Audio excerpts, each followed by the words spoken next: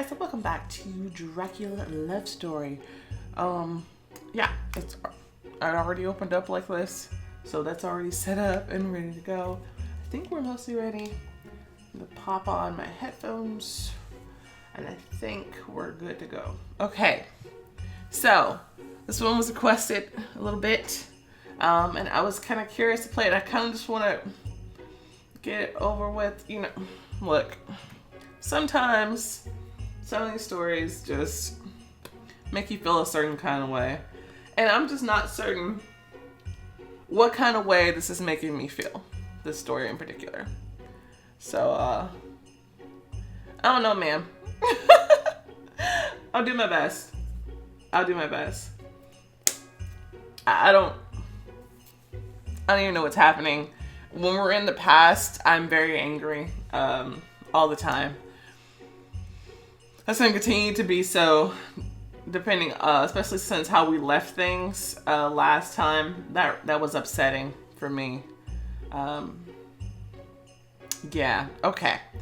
Anyway, leaving the castle doesn't mean finding peace. Oh, that's right. Didn't he, like, kick her out? Or something? Because he's trying to do the right thing. Because that Noah guy popped in. And he's all being a jerkwad. What's his name, Noah? Something like that? Look. Don't know. Here we go. This episode of Dracula, a love story, contains themes of sexual trauma that may be upsetting for some readers. Please proceed with caution. Oh no.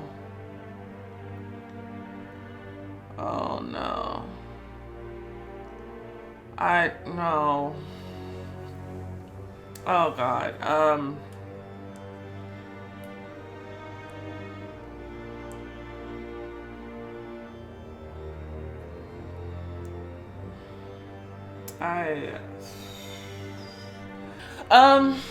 Chapter 8, Rain.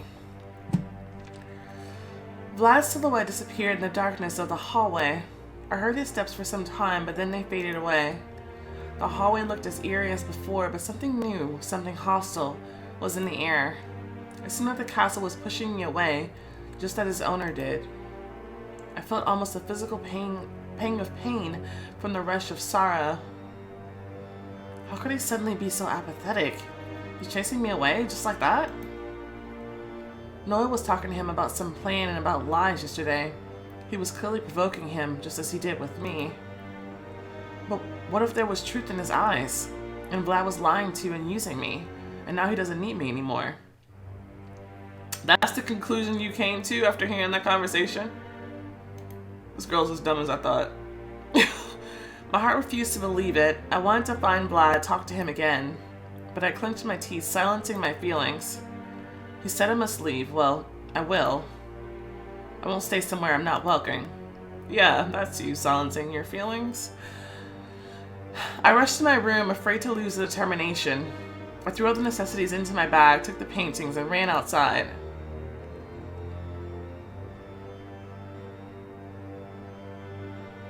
Leo was still standing by his car. Please, Leo, take me to Sandra now. This is you stuffing your feelings away. Yeah, she doesn't do with stuffing her feelings away. She's probably one of the most dramatic MCs of all of them. I noticed that since the beginning. He looked into my face, not the stuff in my hands, worriedly. What happened? Does Vlad know? Vlad just told me to leave. Leo's brows creased with astonishment. He turned to the castle anxiously. I think I should speak to him. I blocked his way and looked into his eyes pleadingly. Leo, please just take me away. So dramatic. She's so dramatic. Well, alright. Hang on a minute. I need to take Nosferatu. He left and I took to packing the painting cases to the backseat of his car. I gave a start and turned around upon hearing some movement behind my back. Good morning. Are you leaving again? See, this is the kind of bullshit this is why I don't like him. Like, don't come here mockingly on top of everything else. Like, you got your way. Ha ha. Very funny. Like, okay. Leave it. But no, you gotta come in, twist the knife in, because, you know, for kicks and giggles, because it's fun. Okay. No, he greeted me with a satisfied smile. He was holding a big apple with a bite on it. There is this YouTube channel called Cinema Sins, and they say you know an asshole in a story about them eating an apple. I'm just saying. Yeah. How unlucky I am. I came here as a guest hoping for nice company and everyone's just up and leaving. Suddenly he dropped the apple and made a crooked circle, rolling right to my feet. Oh, excuse me. Noe approached me and squatted by my feet to pick the fruit up. I wanted to draw back, but the car was behind me. Okay, move to the side. And he clearly wasn't in a hurry to get up, sliding his interested gaze at my body. Finally, he grabbed the apple, rose to his feet, and looked at it pensively. Exile is a punishment for wanting to know. Is that fair? Shut the fuck up! Seriously? Well, people stop regretting Paradise Lost pretty quickly as soon as they realize that the most interesting things are beyond its borders. Oh, well, bon voyage, see you soon. He left, whistling a melody. Several minutes later, Leo returned and we left the castle. So fucking annoying. That's so fucking annoying. It's like... The car was climbing up the mountain and I fixed my eyes on Vlad's castle, which was getting farther and farther away from us. The weird cloud above it darkened and expanded noticeably. Now it was taking up the whole horizon. I felt deep devastation as if I just lost something very important and dear to me, and yet you were in a very big rush to leave. Your relationship with Vlad is good enough. Are you upset because of Vlad? Leo's words made me shiver. I felt a lump in my throat. Although I guess I probably shouldn't have asked. I can see it. You become very attached to him. Leo's voice sounded tense. Sorry, I don't want to, and I can't argue with you about that. We just met as well. But your shared gazes with Vlad rattle me. Your relationship with Leo is also close. He cast off a lock of hair from his face nervously, and I stayed silent, not knowing what to say. Leo smirked sadly. The funniest thing is that I really like him as a person, even though he infuriates me at the same time. It's weird, but it feels like I've known him forever, and I get him. The mountain part of the road was over, and we entered the cold forest. I thought about Leo's words and suddenly remembered his morning conversation on the phone. So, what was the conversation about? I'll ask him outright. I'll ask him carefully. I won't ask him at all.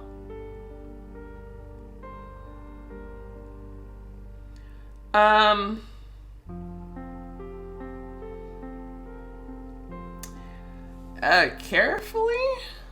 Because she's dramatic as hell. She'll just bust out, be like, what were you talking about on the phone? What does that mean?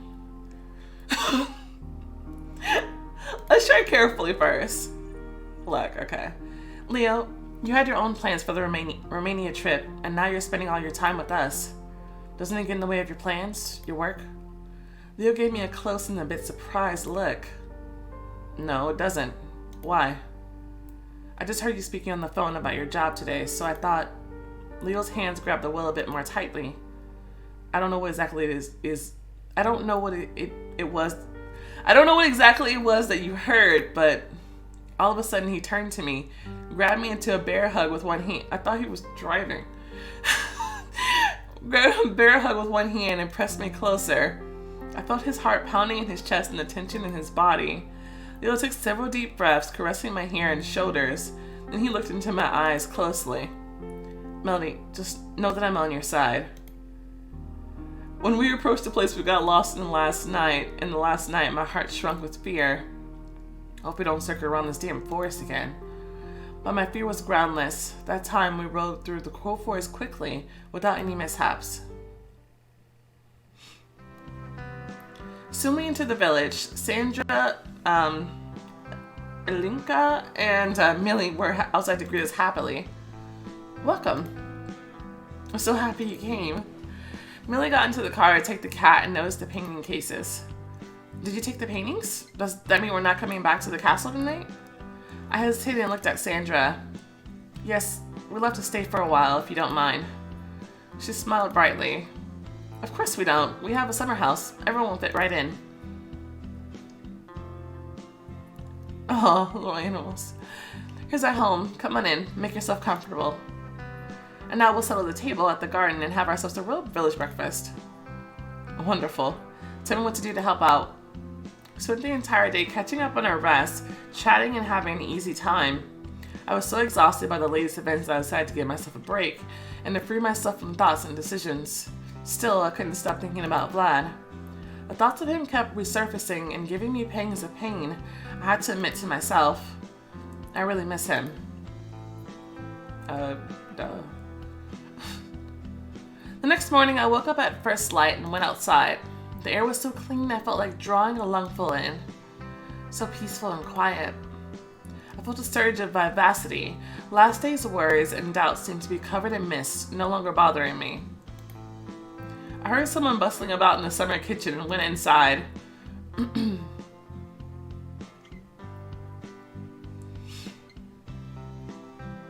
Sandra was standing by the table, mixing something in a large bowl. She saw me and smiled.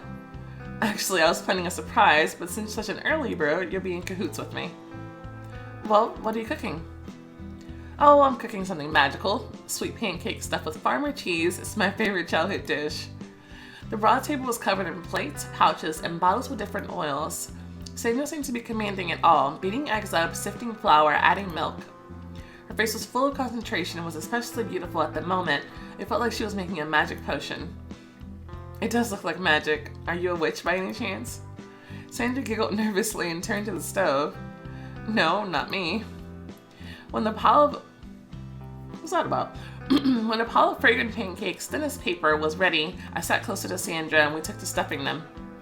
We laughed at my first wanky crunk creations and rejoiced when I finally got the gist of it. Sandra, I've been meaning to thank you for spending time with Millie. It's so nice of you. I seem to be nominated for the worst sister of the year again. That's not true. Millie's a big girl. She doesn't need to be doted on. What she needs now is a good example, and you're a wonderful example of a person who loves what they're doing. I'm the same, actually. A crazy workaholic, ready to trade my weekends and vacations for interesting work. What do you do for a living? I don't think you've mentioned your profession. Sandra wiped her eye with the back of her palm and looked away. I'm not really in the best place work-wise right now. If you don't mind, I'd rather not talk about it. Everyone has secrets, dude. It's pretty strange. What's so secret about a job? I think some people were speculating that she was like in some sort of law enforcement or something like that. But I didn't pry. We put the pancakes into the oven, cleaned the table, and sat down on a small sofa. Oof, the oven's too hot. I can't take it. Do you mind if I take my top off? Sure. I mean, yeah, go for it. That's your business. Sandra locked the door from inside. She took her top off, leaving only a sports bra on, and leaned back on the sofa, relieved. We sat so close, I watched her breasts rising and falling from her fast breathing and the glistening of her tanned, wet skin. I noticed white flour speckles almost at her cleavage. My fingers reached out of their own, dusting the trace off. Don't just touch people at random. Sandra answered me with such a gaze that I realized. How many people am I leading on? No. I want to stick to blood, I decided. I took my hand back and moved away. Sandra, maybe you should get dressed now? If you're gonna say that, then what was the point? She has a sports bra on. Jeez, it's not the end of the world. Just because you can't control yourself. She looked at my face, smiled, and reached for her clothes immediately. Sure. Several minutes later, she came into the oven and looked inside. The pancakes are ready. Let's leave them here in the warmth while everyone is still asleep. Well, white cherry jam would be amazing with them. Now, where was it? White cherry jam. Interesting. Sounds good. Ooh, sorry. Ooh, I don't know what that was. She's searching the shelves, looking over dozens of jars.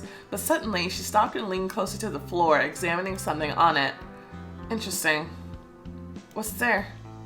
Sandra took the shelf stand by the side and pulled it and moved from the wall, revealing a square hatch on the floor. I gasped in amazement. Do you have a secret cellar here? We don't have anything of that sort here, at least not that I know of. But can you see the traces on the floor? I knew right away the stand was moved recently. After several attempts, we managed to open the hatch and leaned over it. The darkness below smelled like humidity and cold. I shivered at the sight of the fragile wooden ladder. Sandra,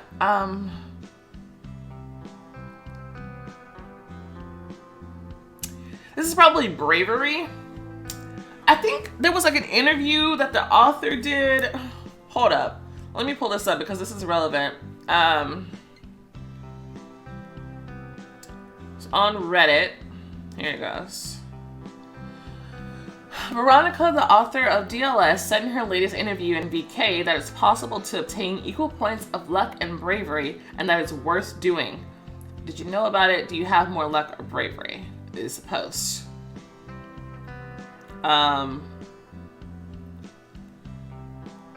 Let's kind of see what people are saying. I know this is random stuff in between.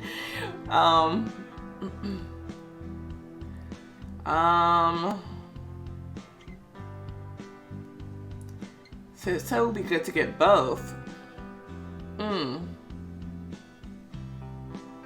People say that they like how she reacts more in bravery.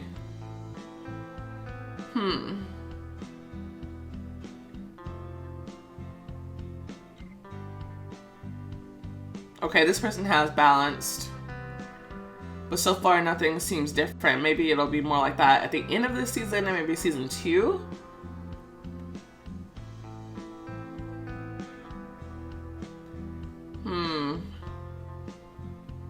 I'm wondering, since she specifically kind of recommended it. Okay, specifically, the question was, can we collect points equally? And Veronica said yes, and you should do it. You should do it. Okay. I might have to do a replay. Then I always like to do balance stuff, but sometimes you never know if it's worth it or not.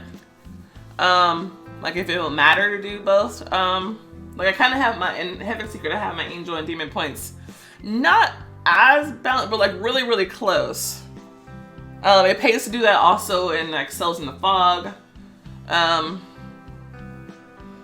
so much in like Moonborn and things like that.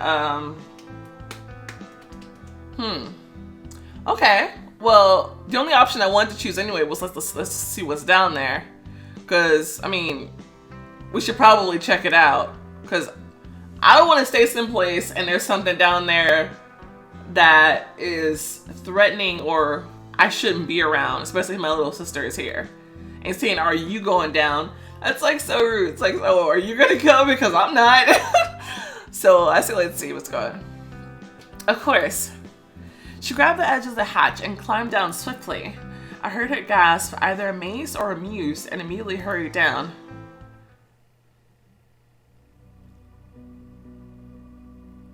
We found ourselves in a small, dark space.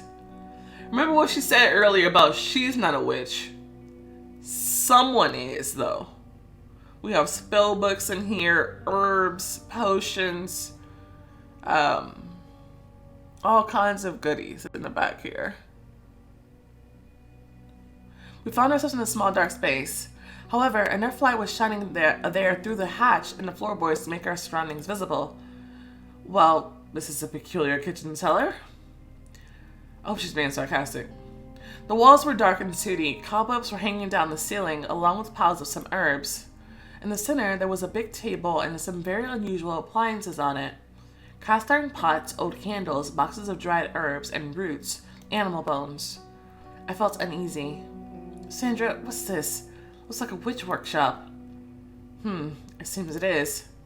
Sandra found some very old notebooks on the shelf and dusted them off. Their pages were covered in strange letters and symbols, cones, crosses, stars. Oh, are these spellbooks? Sandra just shrugged. Her face was pensive. She doesn't seem all that surprised. That goes back to that statement that she made earlier. But it's your house. Could it all belong to someone in your family? Just because it's her house doesn't mean she knows everything that's fucking in it. She was already surprised by the hatch. Why are you asking so stupid questions? Oh my gosh. So fucking dramatic. Calm the hell down.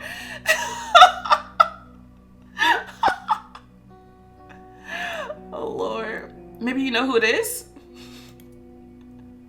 No, but I have a guess. My grandmother, Mihai's mother, she was rumored to be a witch. I heard those tales since I was little, but I didn't believe them. People are pretty superstitious here. But I guess that the whispers had some truth to them. Did you know her? Your grandmother? No, they're not my actual family. When I got here, she was already deceased. What do you mean, not your actual family? I consider Mihai, Ilinka, and my late mom my family, but actually, they're my very distant relatives. I became an orphan at a very young age, so they took me in and raised me. Well, I didn't know what else to say while I was trying to process this new information. Sandra walked around the cell, investigating the ladder, the floor, the walls. Everything is so old. I think no one has been here for many years. I wouldn't be so sure. At least this thing has appeared here recently. Sandra produced a bundle from some corner. The cloth is definitely new. Newer than the other stuff here. Dude, she is definitely an investigator. Dude, she's been on it. Like, she was like the hatch. Oh, looks like somebody's moved this recently. Oh, dude, this is totally newer than the rest of the stuff here. Dude, she's a freaking detective. I like it. Maybe I should say forget it. Don't date Vlad or Leo. Just date Sandra. And the other stuff here. We unwrapped the cloth and saw an object of a strange shape. Either an axe or a sickle. A sickle. Let's get out of here. I want to get a look at this thing in the light.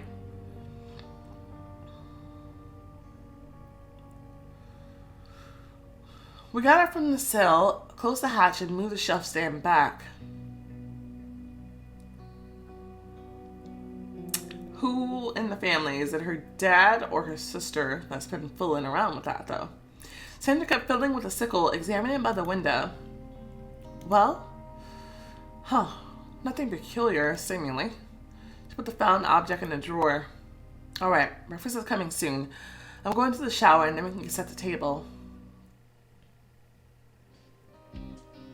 I don't know. Like the morning before, we ate in the yard outdoors. The farmer cheese pancakes tasted truly magical. We told everyone about the room under the floor, and Lincoln wasn't very surprised by the news. Yes, I think it must really be our grandma's workshop. May I climb there and take a good look? Not by yourself. Later, okay? Now we're going to the city to shop, and in the evening we're going to the festival. Festival? Yes, there's an ethnic festival nearby every year. Music, plays, traditional handicrafts. It's usually very interesting, and the place is picturesque. Oh, I'd love to visit it. I love gatherings like that. And as for us, and I are going to Gradish today. We'll try to get our cast to like each other again. Good luck with that. Now I'll talk about the paintings as well. Maybe he doesn't hold grudges. Yeah, about that. So you're gonna miss all the fun? Why? I'll go to the city. I'll go to the city with you, and I think I'll make it to the festival in the evening. Wonderful. So shopping first. Okay, that sounds like diamond options. The drive to the city took 20 minutes at best. We went to a big mall. Sandra, Alinka, and Millie headed to the grocery store. I decided to look for a good outfit for the festival and went to a clothes shop. Diamond options. That's very pretty. Woodstock. Street style. Or relax. Woodstock. Oh wait, Cotton Valley. Woodstock all the way. Look at that. I like that. That's totally my cup of tea. There was a hair salon and I went there to fix my hair. What hair colors do they have today? Along with a bonnet. Glitter buns. Whoa! I'm getting that. Romantic flowers. Dude, these hair colors. They give 0 fucks about different skin tones. These hair colors are nuts. Messy. I can't pass that up.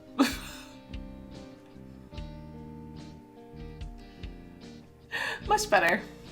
Leaving the salon, I spotted Leo with a cat in his arms. Oh, Melody, wonderful that you're here. Can you help us out? How? I want to buy new clothes for Nosferatu. After all, he's going to see his fiancée. Help me choose something pretty. Your taste is very good. Okay. I found a couple of good options at the pet shop. James. Oh, James Bond. Louis.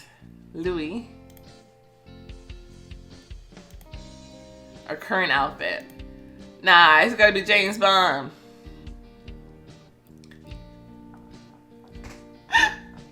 Oh, that's amazing. Okay, little bro. Now you're ready to razzle and dazzle. Your relationship with the cat has improved. Then Leo went to Gradish and the girls and I went back to the village. Lord, how do you think that story is gonna end? You think Nosferatu's ever gonna take that other cat? I don't think so. But we'll see. And I wonder where this thing with the relationship with the cat is going. Like, was he gonna become a familiar or something? I don't know. When we reached Sandra's house, it was already midday. Ooh! Isn't there like another little mystical thing that we're supposed to be building at some point we haven't started building yet? Like, what if we could use that workshop down there? What if we become a witch? Could finally give us some fighting power here. Ooh, and we can battle Noe. Oh my god. I want to kick his ass so badly. That would be great.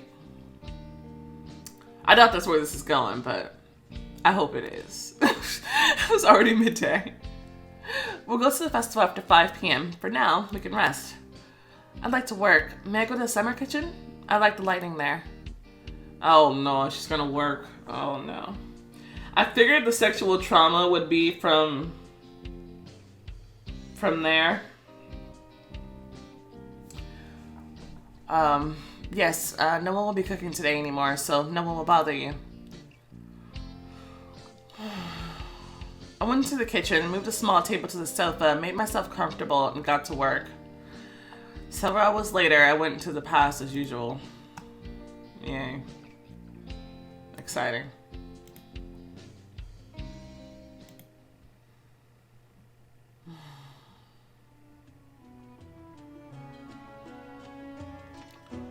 Lo was so surprised upon seeing Mehmed at the harem evening that she forgot about etiquette and just stood there, batting her eyelashes. Golkatan pulled her belt from behind, reminding her of the necessity to bow. Good evening, Padishah. Lo bowed and stared at her cousin at a loss. Ever since he stopped going to the palace school, they rarely saw each other, only at official gatherings. Oh, the evening is good indeed. Mehmed got up, approached her, and looked over her body with a scrutinizing gaze. The gaze was so viscous that she felt like hiding from it.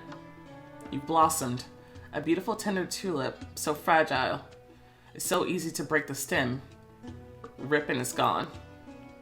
Mehmed snapped his teeth menacingly and immediately broke into a grin. But should one feel sorry for them? After all, flowers grow to be picked at their brightest color. And then to adorn someone's chambers with themselves, even if for a while. Mehmed sank back into the pillows. I must admit, you surprised me. Your dance. You turned out to be a pearl among the gray stones this evening. And you know, I want more, so... Tonight, I invite you to my chambers. I want you to dance for me tonight, and not only dance. He waved his hands at the harem elder lazily. Golkatan, tonight I choose Lel. Prepare everything. Lel felt her heart sinking with fear and despair. Golkatan batted her eyes in surprise. But, Padishah, Golkatan is not a harem girl. She's a lady of quality. We cannot... The Sultan leaned forward and hissed. My wish is the law in this empire, isn't it? I am the law. Yes, Padishah. So why should I care about stupid old rules? Lo grabbed the drape, feeling her legs giving in. The harem elder looked at her with sympathy and abashment, but suddenly her face lit up. Padishah, there's a rule you set yourself.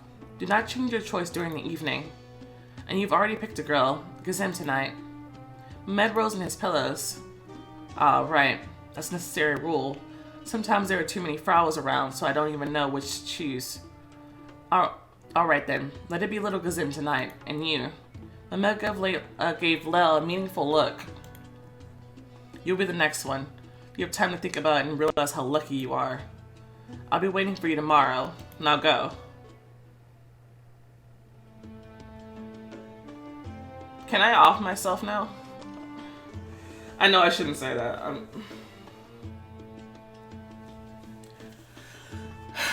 Lil ran out of the big chamber and saw her tutoress by the entrance to the harem. She seemed to be gingerly waiting for her foster daughter. How was your performance, my dear?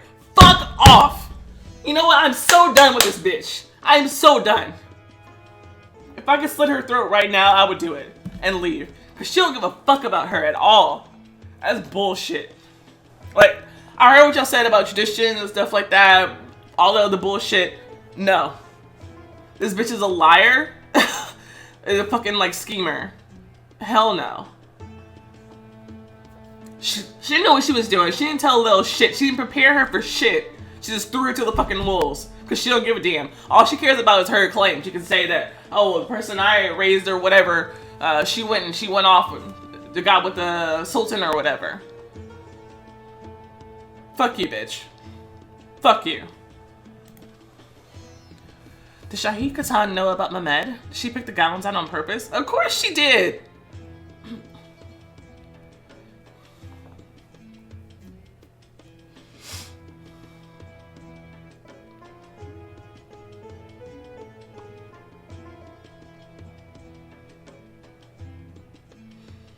We need answers out of her. I kind of want to snap at her. I don't know if that'll give me what I want, though. You know what? Forget it. You set it all up. You sent me there on purpose. How could you? Lil waved her hands and thrashed around, unable to calm her anger. Did he choose you?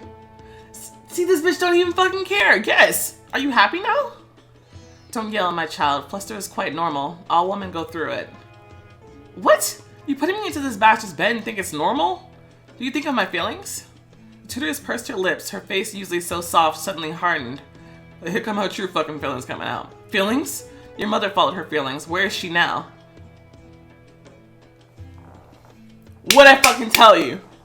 This bitch! She married that outlander because of love. He was so strange, not like us. I don't want her fate for you. You've got such a rare chance to become the great sultan's beloved woman, and you're displeased? How about you go bend over for him? How about that? And leave me the fuck out of it, dude. Come on, I gotta get the fuck out of here. I know she ain't got nowhere else to go, and there's war around everywhere, but seriously? Holy shit, dude. There's gotta be someplace better than this. I'd rather go live in a cave somewhere.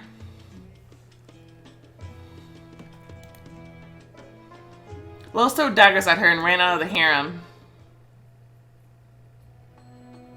She didn't want to come back to her room, so she rushed into the night garden, not knowing where else to go. For some time she ran, smearing her tears across her cheeks. After a while, she got tired and walked slower. The night was chilly, and her dance costume was too revealing. Lil shivered and shook, but kept going.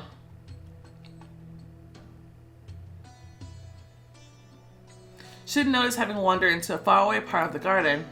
Lil stopped upon hearing voices in the bushes. For how long are we going to tolerate it?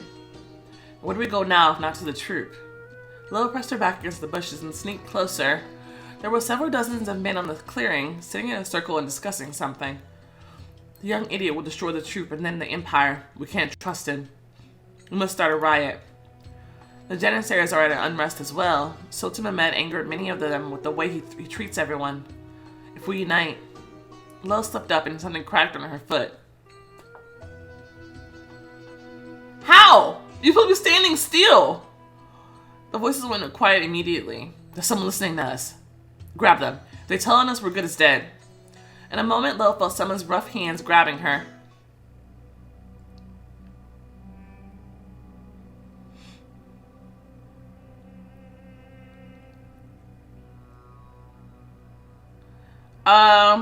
Should we fight back or convince? Because, like, we're on their side. But, like, how do we convince them of that?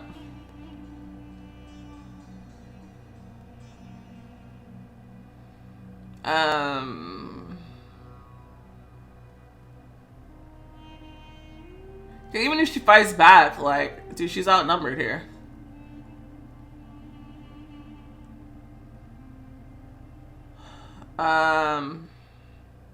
Let's convince? Wait, let me go. I'm not telling anyone. But the man only squeezed her tighter. Yeah, sure. Won't risk our lives for you. Who is it? At night alone? Almost naked? I guess it's a girl from the Red Rose. They have that working uniform. Well, we sure know what to do with those girls. Hurried steps came from the path.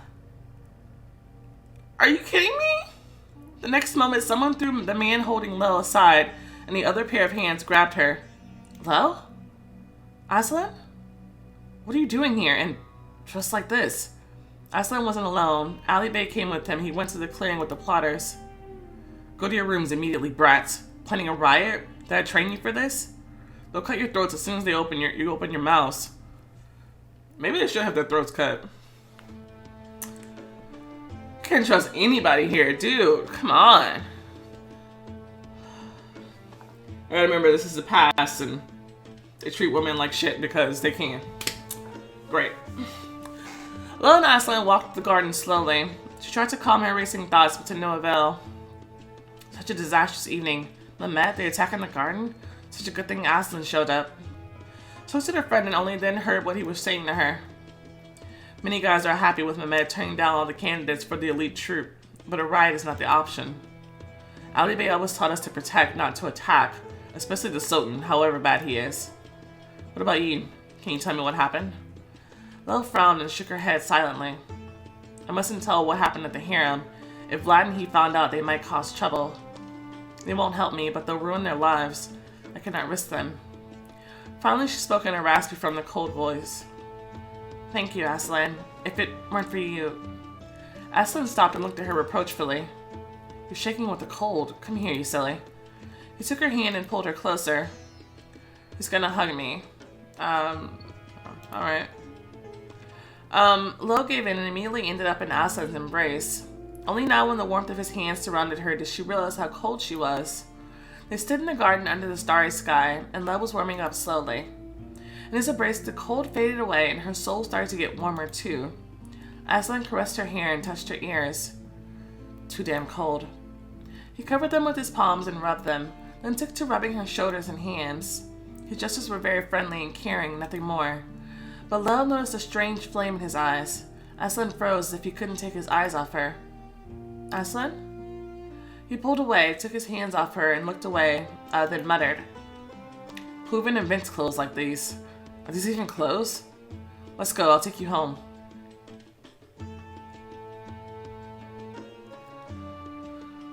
The next morning, Lo woke up very early. She hurried out of her room quietly so she wouldn't wake the tutoress up. She felt miserable and didn't know what to do. I should go to the stables. Horses always calm me down. It really helped. While Lo was feeding and petting the horses, her thoughts changed. I think it was just Mehmet's whim last night. He saw me, he wanted me, and decided, like a toy for a whimsical baby. I guess he's forgotten about me today, switching to new games.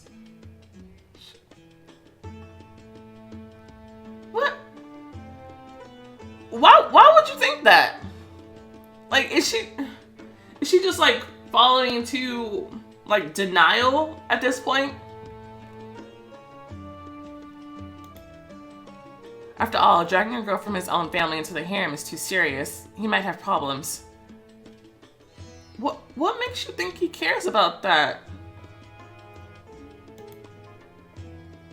She's in serious denial right now. I can't blame her, but I doubt Mehmet wants me so badly to be ready for trouble.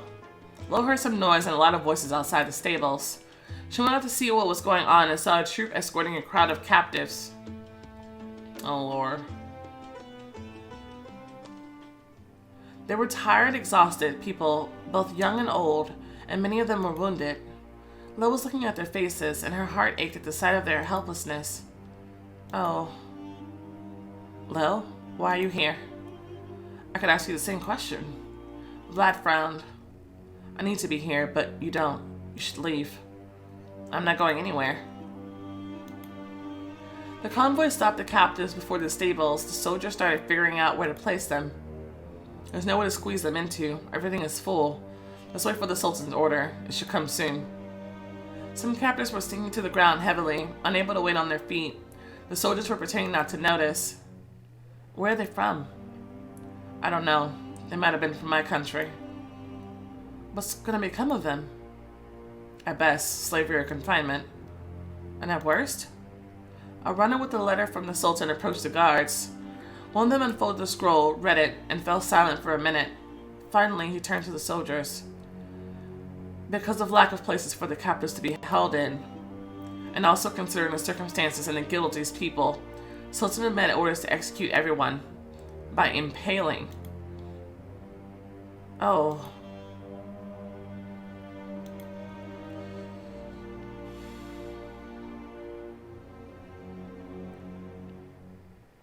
Breakfast time arrived, but Lil couldn't even think about food. She had been lying on her bed fixedly for half an hour, trying to process the wave of sorrow. She kept seeing the captives destined to die, and the voice was ringing through her head. Execute by impaling. Someone knocked on the door, but Lil barely sat up when the person entered the room uninvited. The Sultan was followed by 2 guards, but then he nodded and they left, leaving them alone. Good morning, my beautiful tulip. I was walking by and decided to come pay you a visit. To remind you personally, tonight I'll be waiting for you in my chambers as a special guest. Ahmed sat on the edge of the bed and moved closer to her.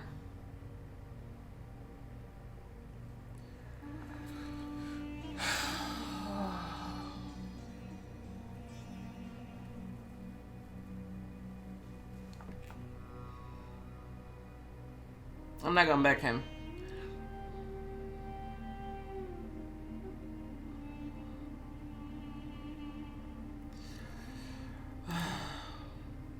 Because I want, so.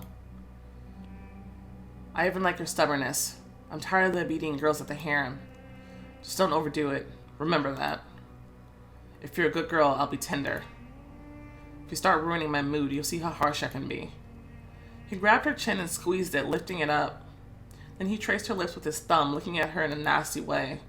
Mehmed got up and walked to the door. See you tonight.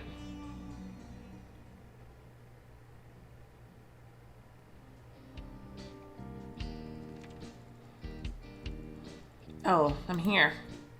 It was strange waking up at Sandra's house instead of the castle, and it was also sad. It's good to be here, but still. I hurried outside to the girls to keep myself from doleful thoughts.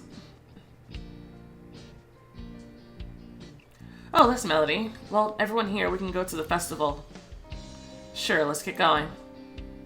Wonderful. Hooray!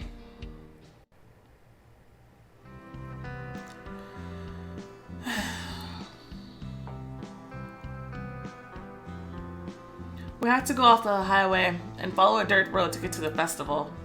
The landscape was really picturesque. The festival took place in the valley. From one side there was a forest, from the other there was towering mountains. Somehow it all looks familiar. Because we're pretty close to the castle, these are the same mountains. Let's go check it all out, come on. There were a lot of things to gawk at for sure. Music and theatrical performances. Handicraft workshops and Romanian dishes made in the open air.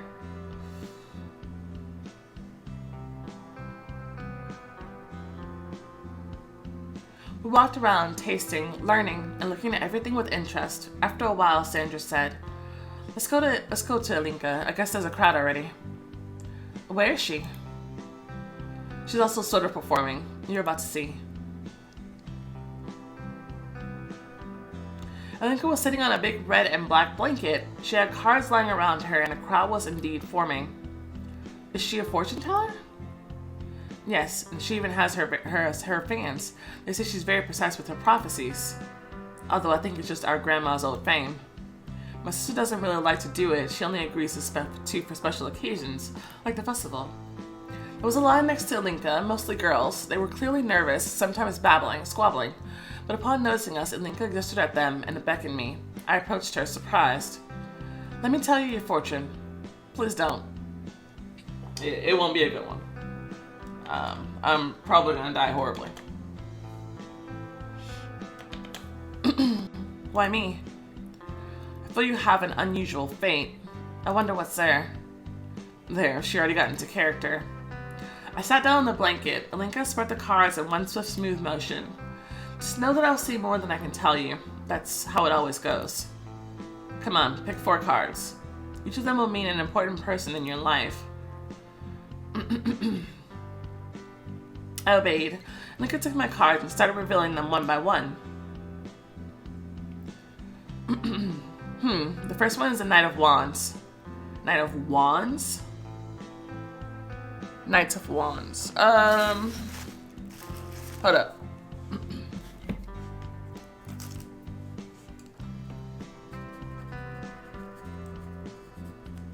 Of Wands, specifically. I saw a ginger-haired young man on a horseback with a lion by his feet. Aslan. / Leo. With wands, though. So you have magic. The second one is the King of Swords.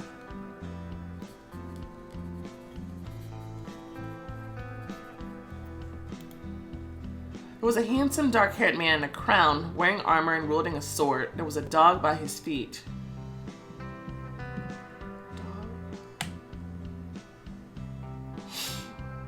Vlad likes dogs.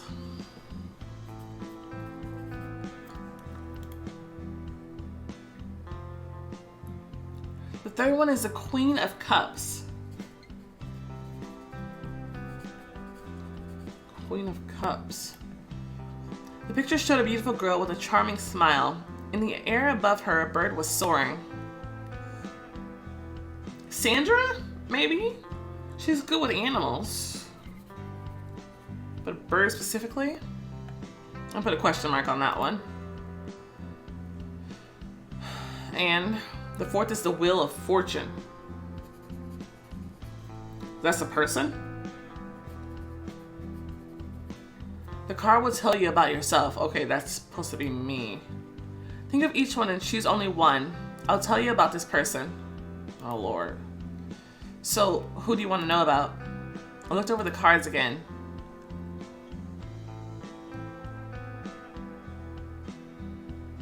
I'll pick the Knight of Wands. Is this like building a relationship? Or is this just getting information? Because I'm most curious about the Queen of the Cups because I don't know about that. As for myself, I'll figure that out along the way. I mean, I'm gonna be replaying this anyway. So if it is relationship, I can build that later. So I'm curious about this one though. Because I'm not quite sure who that is. Alinka nodded contentedly. Relationship with Sandra has improved. Okay, so no question mark. It is indeed Sandra. The cups stand for emotions, friendship, and joy. It's the water element. Emotions, friendship, and joy. Water element. This person will be your loyal friend and a ray of light even at the darkest times. Now, what exactly do you want to know? Pick 3 cards from the deck. I drew them. Open any of them. Second card. The 6 of Cups will tell you about your relationship. You didn't meet this person for no reason. They came to your light. If you'll be together, you'll provide great support for each other. As she was gathering my cards, Alinka looked pensive and alarmed. I wanted to ask her something else, but she shook her head. I'm not saying anything else. I've warned you. We went aside. My place was immediately taken by others who wanted to see into their fate. Where to now? The performance is about to start. They say it'll be an original play based on Romanian poets. So exciting. Let's watch. Sorry if I sound a little dull. I'm just upset. But things I've reread today. We approached the stage. The performance had already started. Oh, everything is in Romanian. We'll understand a thing. Yeah, you can understand a lot without words. Yeah, that's exactly what I was about to say. Besides, the Romanian language is so beautiful. It's nice to just listen to it, especially the poems.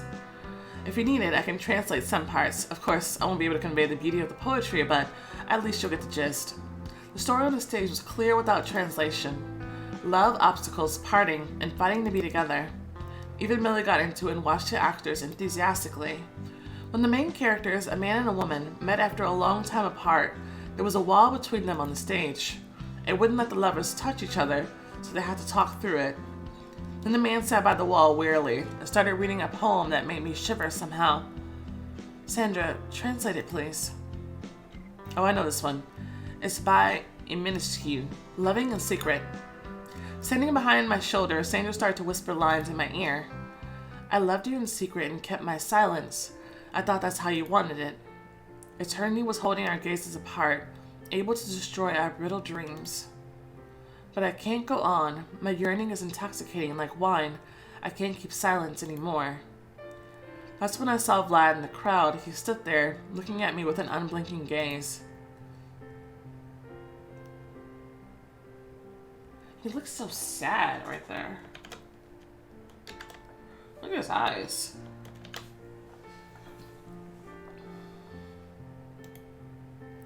His face was so pale and jaded, as if he went without sleeping and eating for many days. And the lines of the poem kept coming from behind my shoulder. Now it felt like he was the one uttering them. I want to drown in the sweet flame of the soul that knows my soul.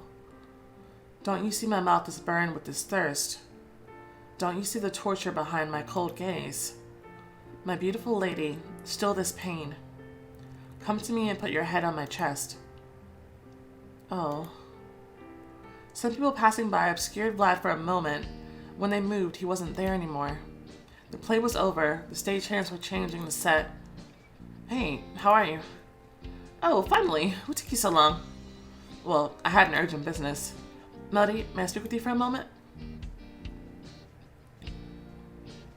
Wow.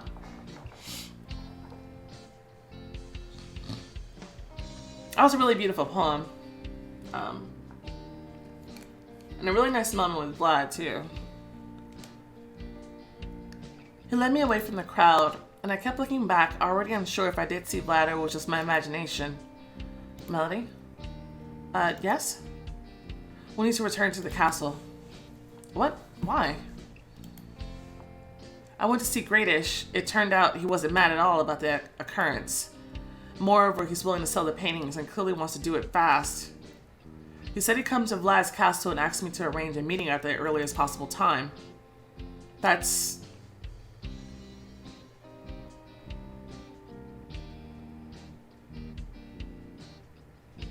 very strange. No, seriously. That's very strange. So he just forgot that scene so quickly? And why the urgency? I thought it was suspicious too, but you want these paintings, right? Of course, I'd like to have the full series. Thought so. So I went to the castle to arrange everything. You went to Vlad? Yes, I took him here. What? Why? And what do you mean took? He's not a child. But Leo never got a chance to answer. Suddenly a strong gush of wind came over the valley. It was so forceful that some tents and objects flew up. Leo, Melody? Sandra is... Oh! Millie ran to us, waving her hands. Her face was so frightened that we immediately rushed after her. Soon we saw a crowd. In a small circle there was Sandra. And next to her was Mihai, shaking her violently. Sandra tried to break free, but in vain. Mihai's face was so furious that not one of the people around dared to interfere. Seriously? He broke through her resistance, grabbed her throat, and started choking his daughter. Damn it. Leo and I rushed to help her, pushing people aside. Almost at the same time, Vlad appeared out of thin air. He and Leo went at Mihai. Two strong men knocked him down immediately, but it was clear even they struggled to contain the rampaging Miller. Sandra staggered back, holding her throat. Jesus, Sandra. I hugged her and started consoling her while Vlad and Leo held Mihai. Suddenly a loud laugh came ringing. Very strange, high, eerie.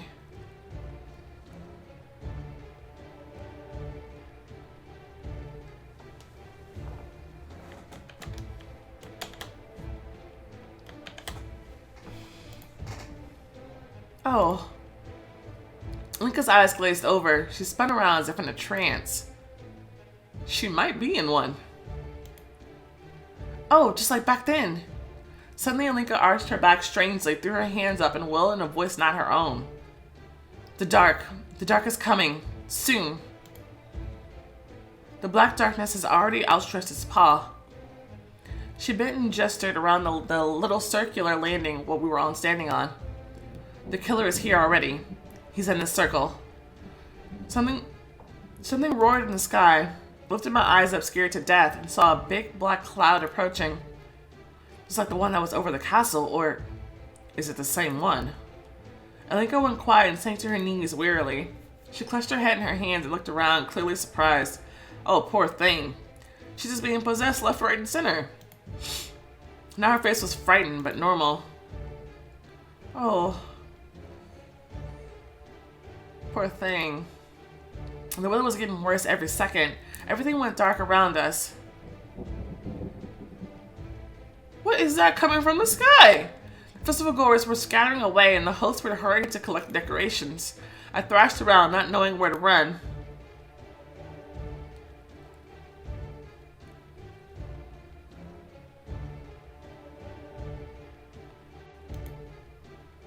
We need to leave. Now. The sky cracked with thunder and it rained. What's this? At first I didn't realize it, but then I saw the raindrops on my shoulders were black. Yeah! Black rain! Black rain! People around were stopping and looking into the sky, astonished. Looking into the sky? Go get inside! What is this thing in the background? It looks like some sort of like spaceship. This thing right here in the sky, is that supposed to be the cloud? Y'all see that? Yeah, I can see that.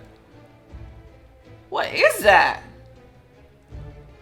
I've been staring at it for a little bit, but I'm like, what? I need to run, to hide, but where? I grabbed Millie's hand, but then I ran the other way, to Sandra, who was getting Alinka up. Sandra, let's go. Leo and Vlad left me high behind and tried to take us away. To the parking lot. No, not that way, this way. Finally, they managed to gather us and we ran to the cars together. The black water kept coming from the sky, but then something bigger started falling from it, hitting the soft ground with unpleasant thuds. Thud, thud, thud. Ah, frogs! My sister jumped up, wriggling and trying to shake something off her shoulder. Thud, thud, thud. Sandra started jumping up too, looking at the ground in terror. Snakes. What?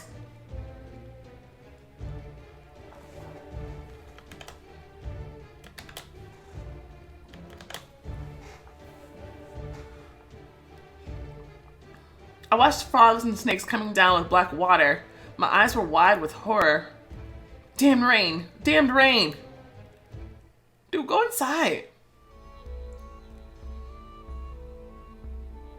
It's like that soul light stuff. We still haven't started building that.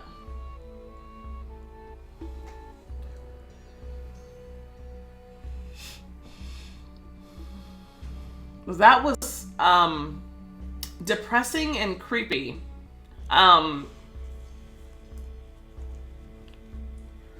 That hit me in all the wrong ways. That chapter. I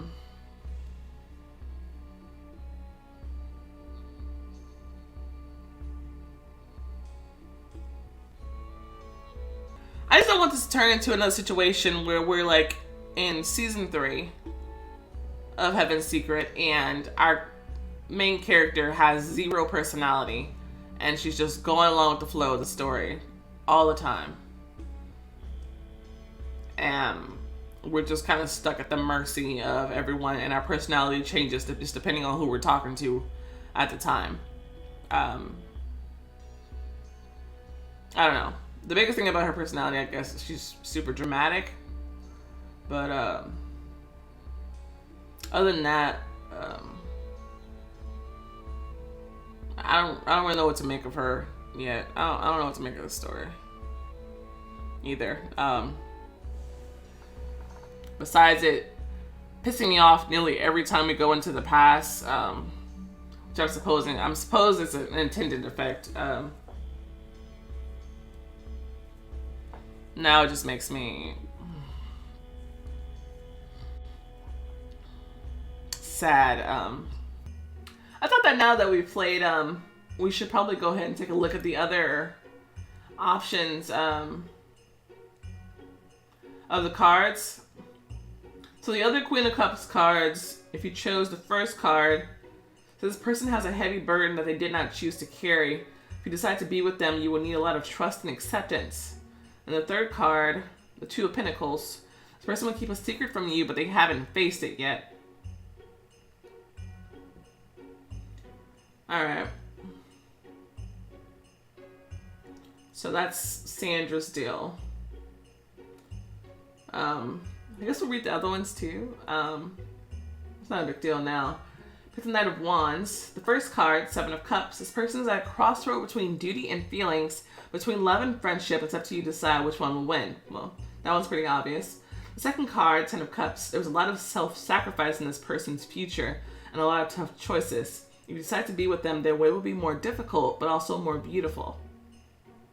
The third card, the Three of Pentacles. This person is keeping a secret from you, but they discovered it not long ago and don't comprehend it yet. Could be magic. Isn't it Knight of Wands? That's really interesting. If you pick the King of Swords, the first card, Eight of Pentacles. This person is keeping a secret. They all are. But part of it will be revealed soon. The second card, the Five of Cups. There's danger in this person's future and the future of those near to him. So you will need strength and endurance to be with them. That's also become very apparent. The third card, the Nine of Cups. This person's feelings are full of light and darkness. It's up to you to decide which one will win. Interesting. There we go. Alright, so that kind of gives us a little insight into each of the characters. I think it's kind of helpful to have, especially in the first season, while you're trying to decide who you want to be with. This can kind of give you like a little like preview, sort of like look into what romancing them would be like. So you can kind of understand how to play your responses to them. Especially with Sandra, like you need a lot of trust and acceptance. So there'll be a lot of stuff that makes her look real sketch, but you need to trust that she's a good person, and she'll be there for you.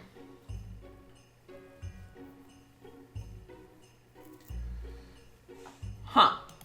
Okay. Books, moans, dungeons, and a troublesome friend. What? What? All right. Wheel of Fortune. Oh, they didn't say anything about that one. I guess you don't get extra cards about that one. Yeah, you only get these extra ones if you chose not the Wheel of Fortune. Don't know what that's about. Oh, Lord. And it continues. This episode of Dracula, a love story, contains themes of sexual trauma that may be upsetting for some readers. Please proceed with caution. Lord. Chapter 9, Moaning Walls. I don't like the title of that. The floods of black water were coming down the valley. Everywhere around, people were panicking. When we made it to the parking lot, Millie and Alinka hopped into the pickup's back seat. Sandra froze by the driver's door. I can't drive. My hands are shaking. I'll drive. Sandra, get on the passenger seat. Leo waved his hand at me. Melody, get into my car. Finally, we made it to the highway. It was raining there as well, but I was relieved to see it was normal rain. We made it in time. A few more minutes and the dirt road would have been washed away. Quite a place. Nature anomalies everywhere. The wipers were squeaking wearily, smearing the water across the windshield. Yet again, I was trying to sort out everything that had happened, but I couldn't. Soon, I abandoned these attempts and suddenly remembered a question I never got an answer to. Leo, so how did you bring Vlad to the festival? As I said before, I went to the castle right after I visited Gradish.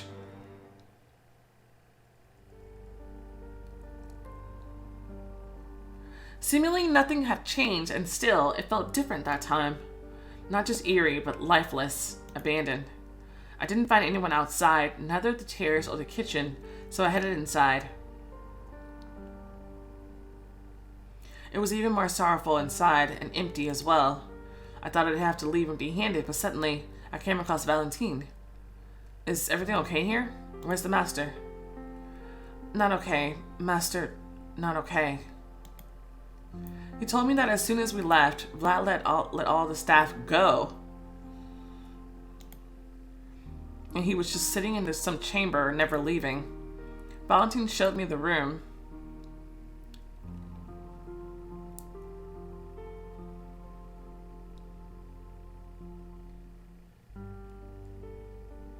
It was empty and quiet inside, just a huge clock on the wall ticking annoyingly. Vlad was sitting under it, right on the floor, all pale, sunken eyes. He seemed more like a ghost than a man. Vlad? He looked at me slowly. Leo. I sat next to him. You look lousy. He scowled. Why'd you chase her away? It was the right thing to do. You don't look like a person who did the right thing. More like someone who did something incredibly stupid and is now blaming himself. Leo, go to her. The danger is too great outside the castle. We'll go together. No, the farther from me, the better. And I trust you. Screw your trust. If the danger is that great, I might not be able to stop it. So enough chit-chat. Let's go get her. So then we headed out and discussed Gradish and the paintings on the way. We're talking about this danger again, but what exactly is that? What exactly is it that's dangerous?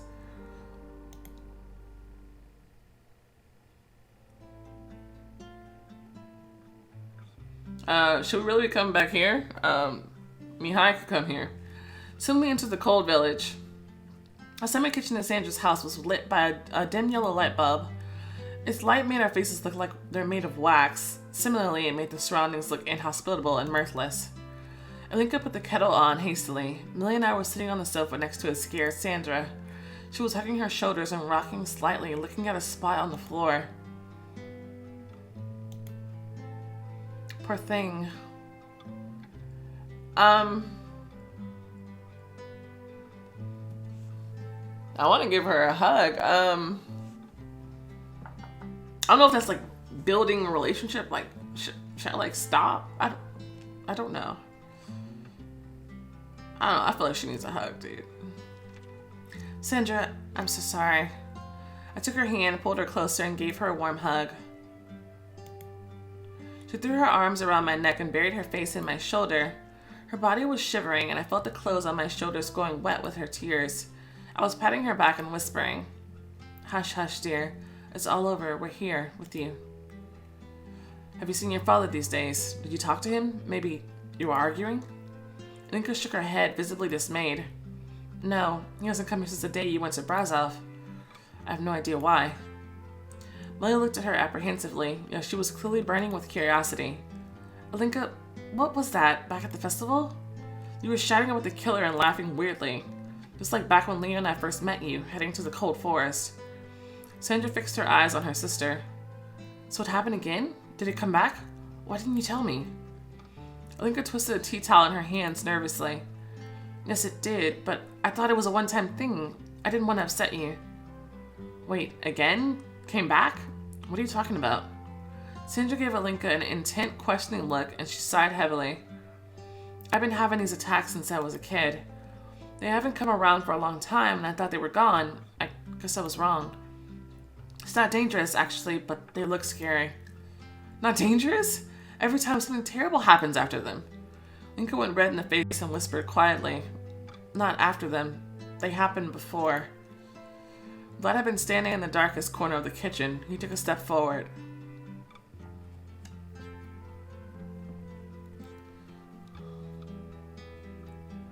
The dim yellow light defined his face, making him look extremely exhausted. We shouldn't stay here. Everyone, let's go to the castle. Yes, let's. I can't stay here. Alinka, what about you? Alinka can come with us. She gave him a short glance and averted her eyes instantly. Thank you, but I belong here. If need be, I'll come later. Interesting. What if Dad comes here and attacks you? He won't hurt me. Go, take care of yourself.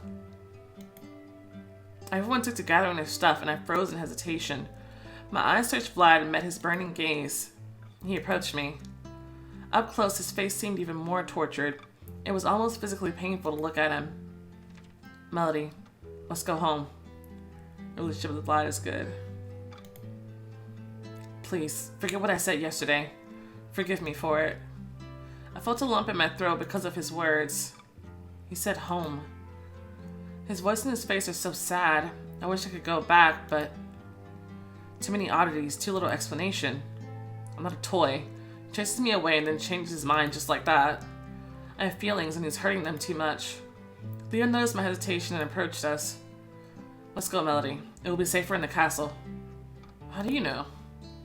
I don't know, but I think so. Besides, do you remember about the greatest in the paintings? He wanted you to be there. I sighed heavily, thought about it, and realized I had to say yes. I'm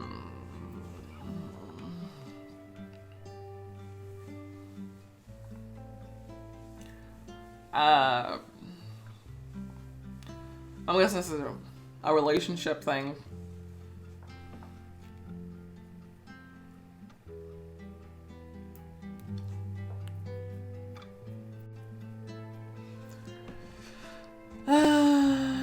Yeah, you won't get answers by running away, as you tend to do.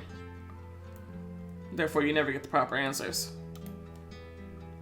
For now, I'm not ready to forget his antics and trust him again, but I'll feel safer knowing he's around. Alright, let's go. Let me just take my stuff in the paintings. We arrived at the castle. The moment we went in, it felt like its walls enveloped me with feelings of warmth and safety. So strange. The place that used to scare me seems hospitable now, even cozy. It's like I really came home. Make yourself at home. Get rested. It's like the castle's almost like a physical, like, representation of like his emotions and wishes. It's like he's not just living in the castle, he's part of the castle. In a sense. His eyes stopped on me as if trying to say something, but I looked away.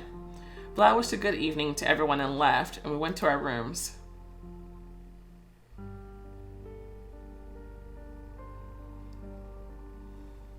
Once I was back in my room, I made up my mind to change to something dry. An exquisite dress. A black dress. A romantic dress. Or a comfy dress. That's pretty.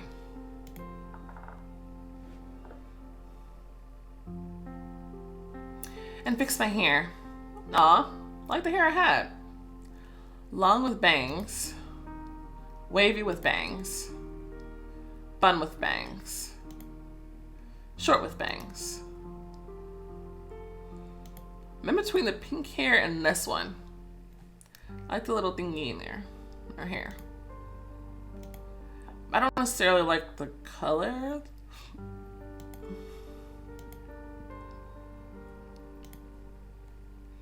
Let's just go with this one.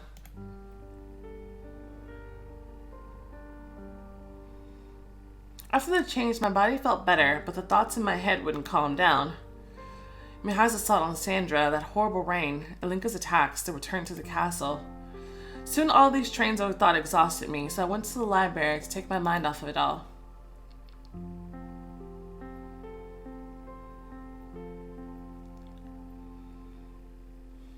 It was quiet and empty there. It seemed as though time was slower. The air smelled of that magical scent of books, noble old paper, printing ink, and magic. I pondered what book to choose. I like the Romanian poetry. I like to read the local tales and legends if there's a translated version. Soon I found the bookshelf I was looking for, but unfortunately, there were only originals there. The words legend and mythology were close in both languages, but it was all I could understand.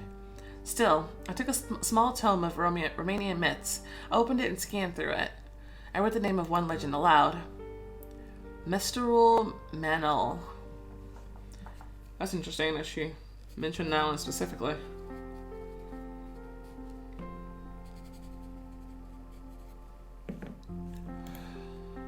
The silence was suddenly cut by a voice. The voice I was afraid and at the same time longing to hear. It's the best choice if you understand the Romanian soul. The fundamental, very ancient myths, the basis of everything. Vlad was standing in the passage between the bookshelves, several feet from me. His face was obscured by shadow. Do you want me to read and translate for you? The sole thought of this possibility raised a tornado in my heart. Yes, I really do. No, thank you. My voice seemed alien, as if I wasn't the one speaking. All right, I know it's a no. For several seconds we just stood there looking at each other. I need to leave, though I want to stay so bad.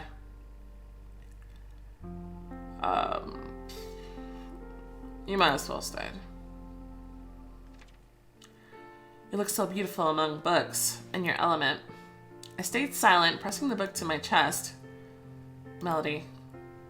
Vlad took a short step forward. The step caused a wave of heat to pour over me. The light was hitting his face differently now, showing it clearly and openly. Pale, tortured by some inner pain, and still strong and proud. Thoughts raced in my mind, inappropriate yet unstoppable. I want to hold you so much, to caress that beautiful face, to warm your cold lips, or just to listen to your voice, watch your smile, to feel your hair. Why did you do that? Why do I have to forbid myself to do it? I was afraid that if he takes another step, I won't be able to hide my emotions, that he would read them in my eyes as he always did. So I took a step back. The distance between us remained the same. I'm so sorry, but I cannot let you get closer. It's too painful.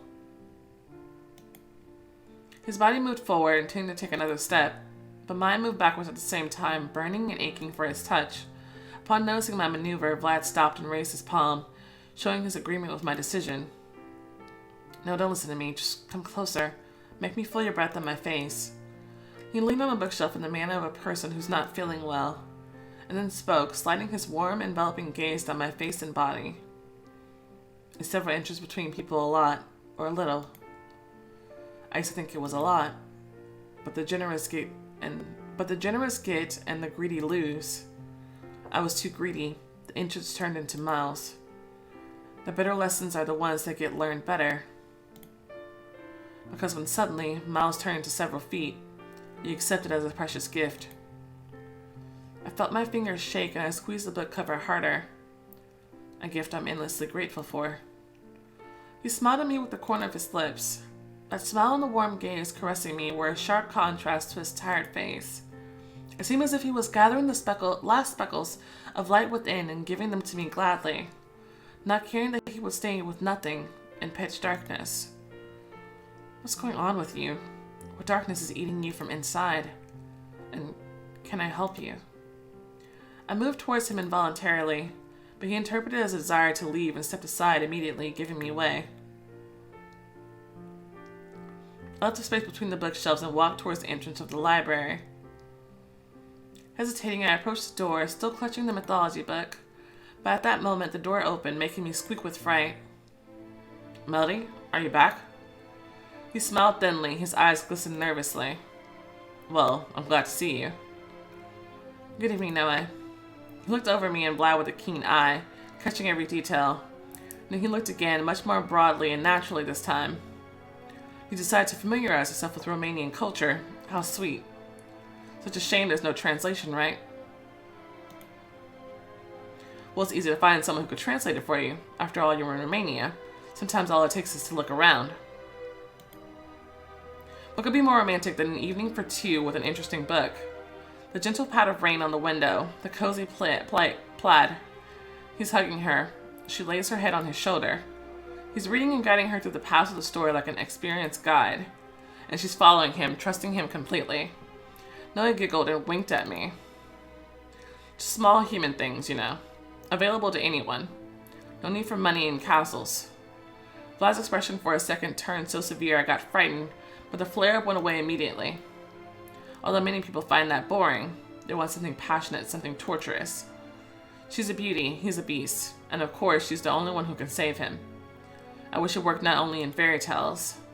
In the real world, the girls who think they can change a monster end up very sorry about their decision.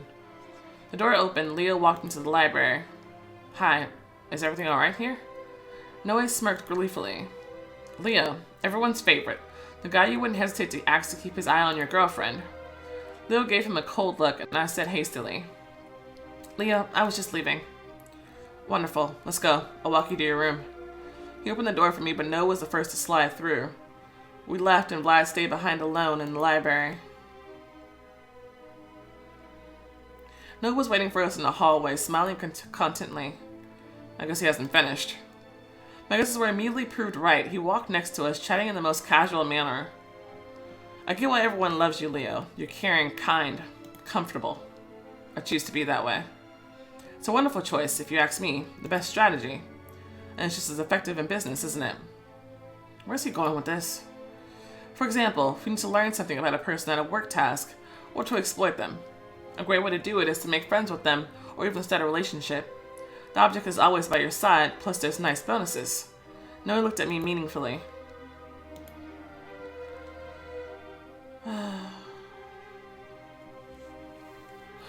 Dude, don't you have anything better to do? No, because he's garbage. And all garbage can do is stay near trash. Lord. Ah!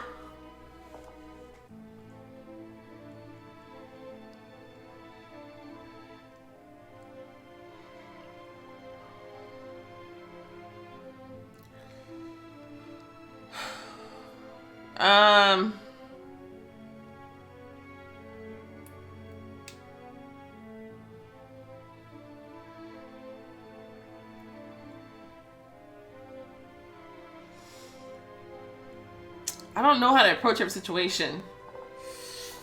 Ooh.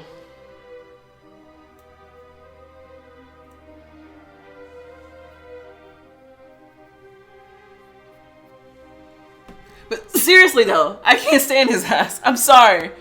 I recall you saying you arrived in Romania for business. Why don't you busy yourself with it instead of trying to provoke people? Oh, my lady, that was quite straightforward. I get it. I won't bother you with my presence anymore. I know that's a lie. I wish that was true, but it won't happen. He nodded at us and walked to the other end of the hallway in a languorous gait. Thank goodness. Oh my god. That dude gets on my fucking nerves. While Leo and I were walking to our room.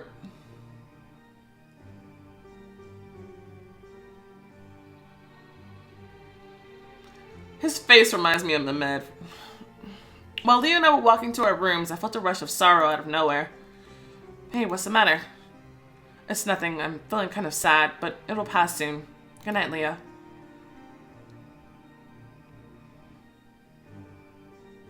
I love this room. We said our goodbyes and I entered my room, sitting down on my bed pensively, but immediately there came a knock on the door. It fits fucking no way.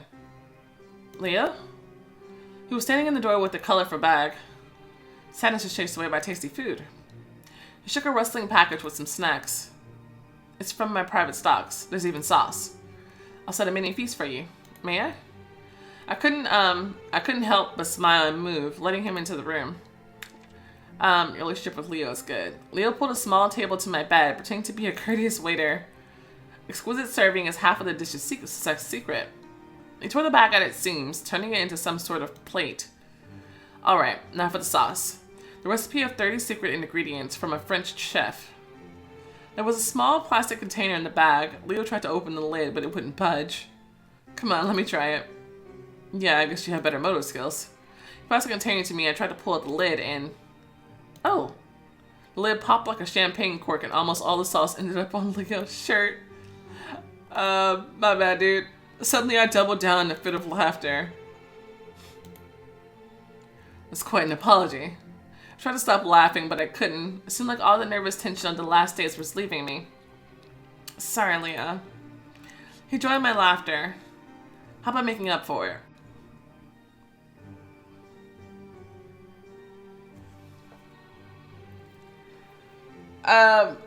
Yeah, let's not go that far. I'm not planning on romancing him. Our relationship just kind of happens to be close. I'll offer you my bathroom. Leo laughed and went to the bathroom, and I started wiping the dirty table with napkins. A short knock came on the door, and Millie entered the room immediately. Oh, hey. She was holding an open book. She barely looked at me and immediately returned to the page she was reading. Look what I found. So interesting. And then the damn black rain with frogs and other vile creatures rained over the mountains. Just like it was today. Is that book about Carpathian evil spirits? Yeah. The first mention of such an occurrence in the Carpathians are dated 15th century. It's very rare, and each time it comes, it symbolizes the beginning of a dark period. The bathroom door opened, and Leo walked out. Millie? She dropped her book in surprise and looked at the table.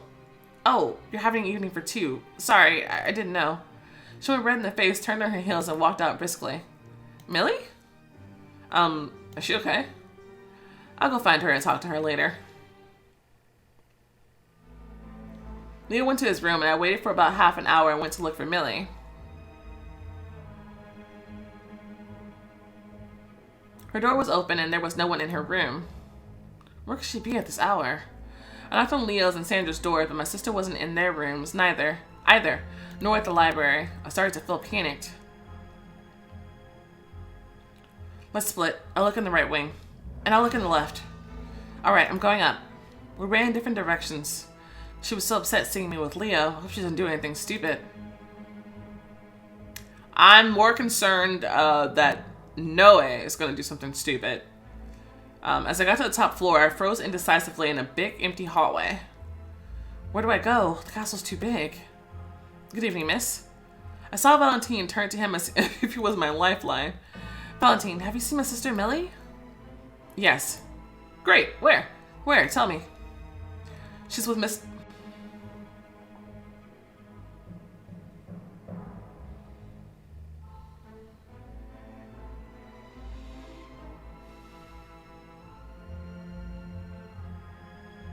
Mr. Noe. What? Yeah, stay upstairs. Look at the view. Oh no. This is in a dismal mood, and this instigator and heartthrob. Oh. A second later, I rushed up the spiral stairs. Almost at the top, I slipped, almost fell, and bumped into someone as I was regaining my footing. Melody? Millie, are you okay? What were you doing there with him?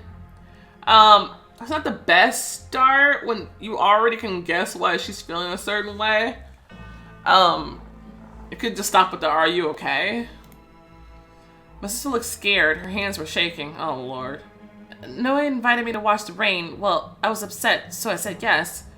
So we were sitting up there, and it was so beautiful and romantic. Did he touch you? She waved her hands desperately. No, but he was saying such strange things about knowing your value, using the gift of youth, and how beautiful I was. So you went away from him? Good girl. No, Vlad came and rushed at him. And I'm afraid he might do something terrible to him. You're afraid for Noah? Are you serious? Oh, Lord. She's too young. Ugh. Are they there now? Yes? I told her to go down and ran to the viewing point. By the entrance, I stopped for a second to catch my breath and listen closely.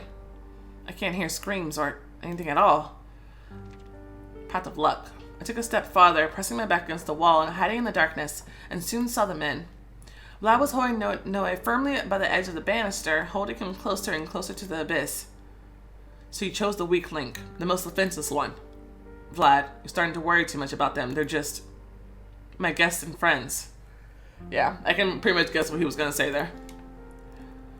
Friends. Before long, you'll start thinking you're one of them. But you're not. You're not one of these puny creatures. So why are you sitting here among these puny creatures and not finally get away? Vlad pulled back sharply, turned around, and pressed Noe against the wall with a thud. Oh. So you want to know why I'm here? I want to see yet another illusion shatter. People have so many of those. Love, soulmates. Everyone's talking about these things, but no one has ever seen them. Maybe because they don't exist? People are primitive, controlled by their instincts and fears. Just because no one wants to love you doesn't mean that it doesn't exist. In fact, that you have to go work so hard to break it off kind of means that you're wrong and stupid. Like, if it was such an illusion that it would have shattered on its own, but it was doing fine until you showed up and started spewing nonsense. So, how does their logic even follow? That's why he's. I already know that he's insane. Like it doesn't matter what you say to someone like this at this point. He just off his fucking tree. It's like it's gone.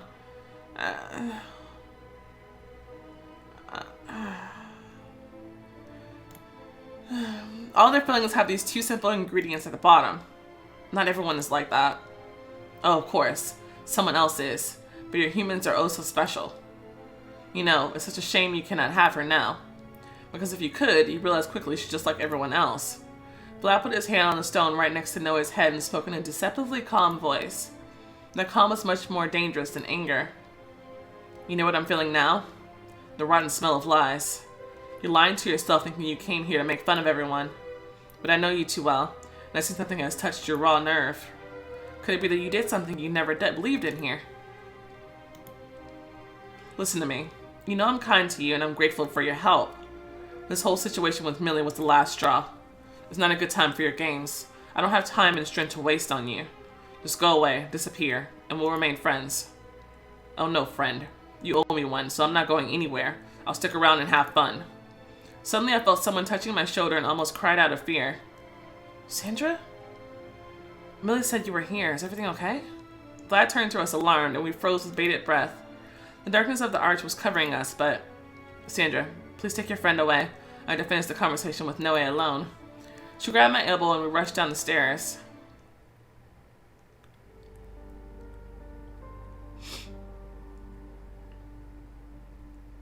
Several minutes later, Sandra and I were in my room. It's a good thing everything's okay with Millie. Yes, but I didn't like Vlad and Noah's conversation. Do you think we shouldn't have left them alone? You cannot run around and keep an eye on everyone all the time. They'll sort it out, I think. I looked at her and smiled apologetically. I'm so sorry, it's me and my problems again. I haven't even asked you how you are. I'm fine. Of course, Dad's actions frightened and hurt me, but I still think he's not to blame. It was like he was possessed. She approached me and took my hand. You know, I'm really glad I met you. Somehow when I talk to you, I just get this feeling of ease and joy. She lowered her eyelashes and fell silent for a while. And I keep thinking, what is it between us? Are we friends or is it more than friendship? It's important for me to know that now. She looked at me inquiringly, doubtingly. Yeah, I kind of made my choice. I also really enjoy talking to you. I hope our friendship will go stronger. Sandra smiled. Alright. From now on, you and Sandra are just friends. She hugged me and walked to the door. Yeah, I think that's specifically why they gave us that information in the previous episode. It was definitely to try to help you make your choice. You've kind of had a chance to see all of them in their different facets. Romancing all of them, kind of mostly without any sort of consequences.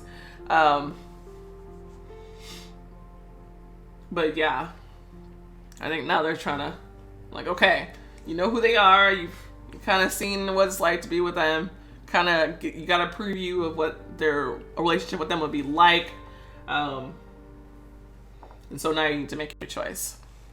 I should get going. Good night, rest well. She left, but I didn't feel like sleeping at all. I decided to get to work and got the paintings, and soon, fucking girl.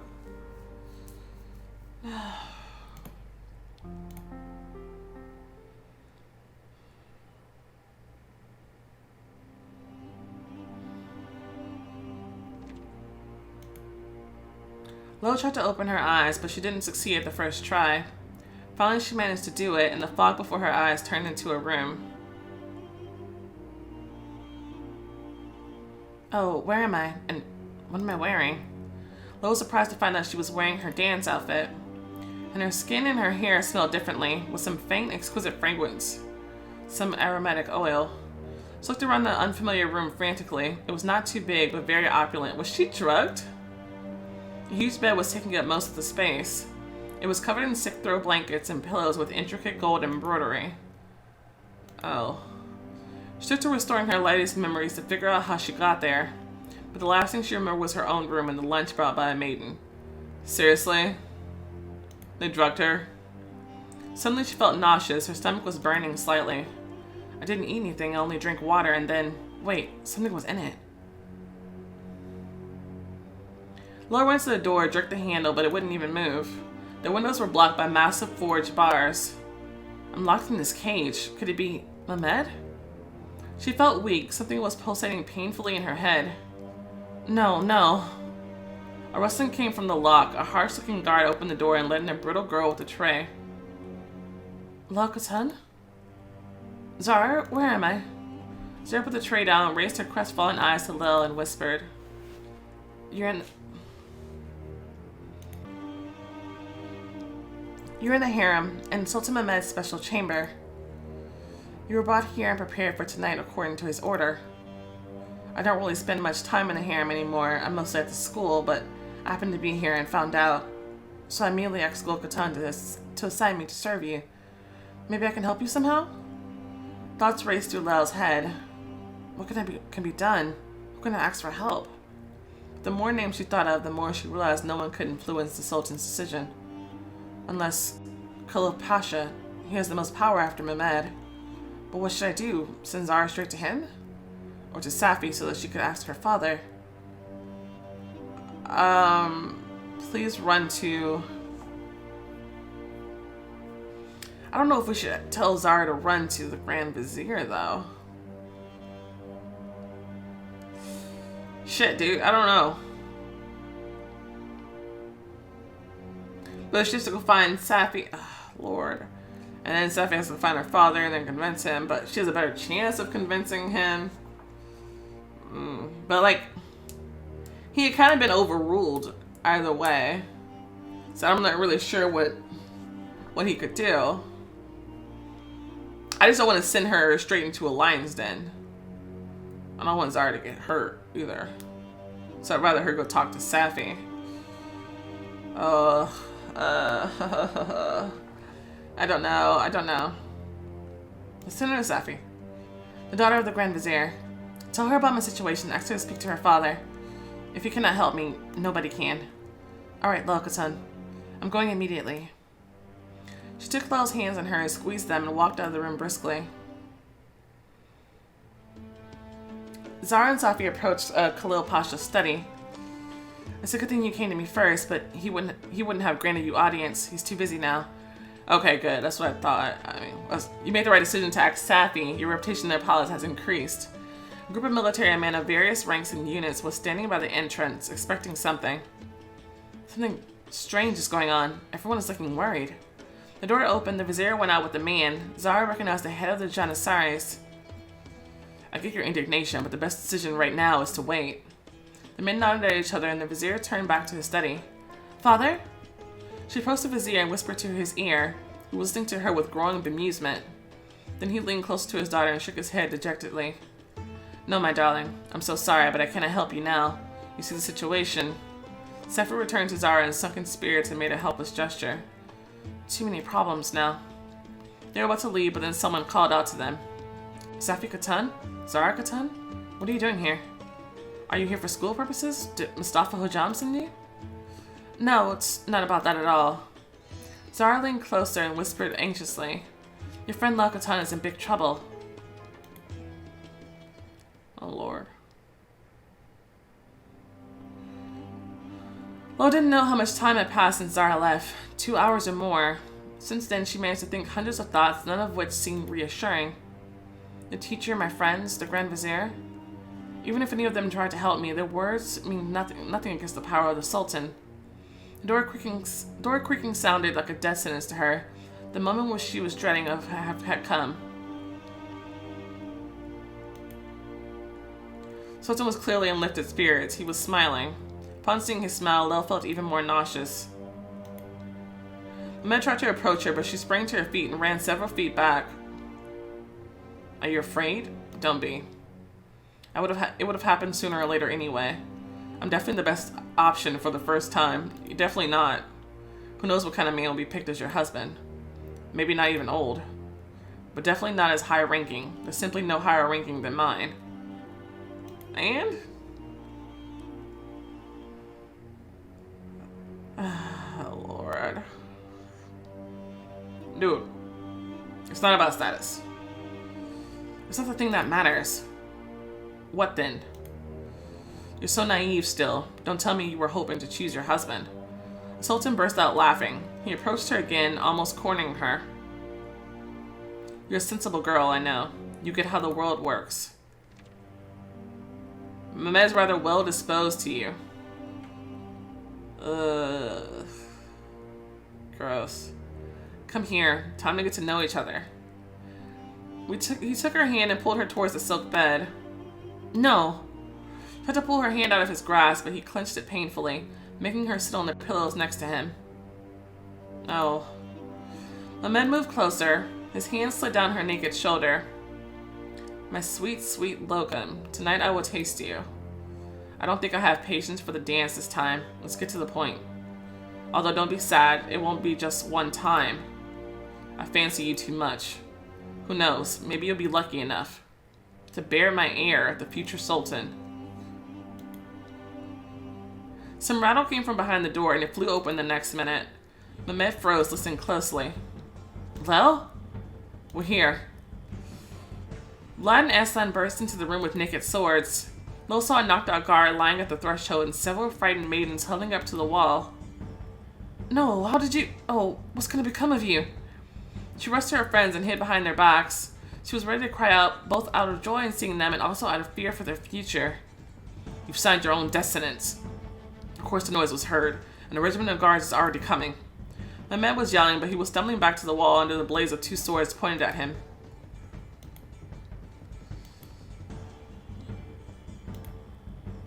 As if to back up his words, there was thumping at the door, and a group of armed janissaries rushed into the room. Grab them. The janissaries advanced at the boys menacingly. Put your weapons down. I thought you weren't going to help. Wait, who's that? Everyone turned around and saw a man standing on the threshold. Where the fuck you been? Uncle Murad? Sultan looked around the room. His eyes stopped on Aslan and Vlad. You broke into the Sultan's chamber, pointing your sword towards him. And thus you foredoomed yourself to death. And all this for one little girl. This is worthy of the highest respect. And you. He turned to Mehmed. The Sultan came closer to him and suddenly struck his son with a stinging blow. The force of the hit... Like... Are we okay? Like... His face is so stern, I can't tell, like, if we're in a good place or not. I don't know. The force of the hit made Mehmed fall to the floor, and he crawled back, holding his cheek. You have hundreds of women in the harem, but they weren't enough for you. You wanted to outrage a girl from your own family, breaking every rule. I thought you'd be smarter after these 2 years, but what do I hear? Complaints about despotism from everyone. The janissaries and the whole army are ready to rebel. You are no longer a sultan. I'm returning to the throne, and you're going back from where you came. Finally! Why did you even put him on the throne? Why? But now I'm worried for your life. He's a sick little bitch. You know he's gonna hide behind something and go have somebody assassinate you. And you're not coming back until you're worthy to be called a Padishah. He'll never be worthy. Oh my god, thank goodness.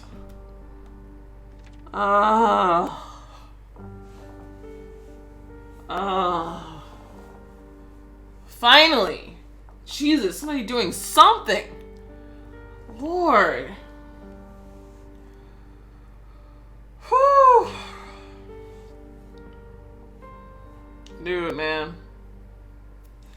I came to my senses in a very alarmed state. There was thunder and lightning outside. It's still night and there's a thunderstorm again. Dude. I would, like, if that happened, I was just gonna try to just read it as fast as possible because I did not want to read that shit, like, at all. Like, dude. Like, I didn't even want to fucking play this episode. Oh my god. Where the fuck has he been? Why did he hand the reins over to begin with? He's not that old. And we knew Mehmed wasn't ready. But he just showed up and like something scared him, and then now I'm afraid he's gonna be assassinated, but come on, dude. You need to get control of the situation. Because it's out of your hand.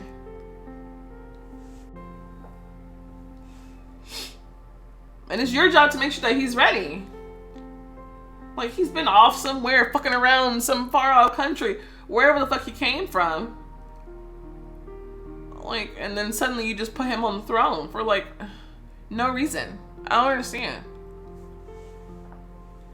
I guess he was just like seeing his son, his better son. Because he was seeing his better son like in his eyes, because that dude was like really cool. I can't remember his name anymore. Yikes, it's been too long. But I guess he was just seeing him and was hoping that Mehmet was somewhere near that level. But come on, dude, it's been 2 years of bullshit. I got up, rubbed my eyes, and dragged my feet to the bed. How did he know about the situation? Who told him, though? Did Safi's father actually decide to say something after all? I don't know. Rubbed my eyes and dragged my feet to the bed, intent to lie down and continue sleeping. But suddenly I saw an object almost hidden under the bed. It's Millie's book. Right, she dropped it today.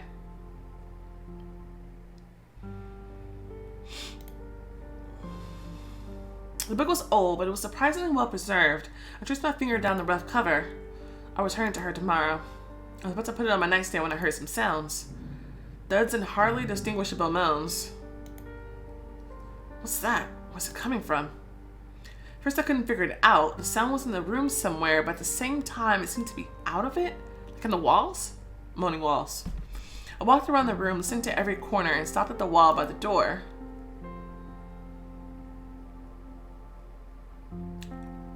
I think it's coming from here. Knock, knock. Ooh. I put my ear to the wall, but the sounds weren't any clearer. Nothing here. Maybe it's in the hallway? The noise was so strange and frightening, I couldn't ignore it. I simply had to find out the cause for it. I opened the door, cautiously peeking into the hallway. Everything was calm and quiet. I thought for a second, left the room, and took to examine the wall from the outside. Now it seemed that the sound was coming from the inside. It's like it's inside the wall itself. It seemed to me that thuds and moans were coming from a bit farther now, so I followed them. No, it's not here. They're coming from someplace else. I felt frightened, but something inside me kept guiding me forward. I put my hand on the wall and followed the sound, listening closely. The book that was still in my hands went under my arm so that it wouldn't get in my way.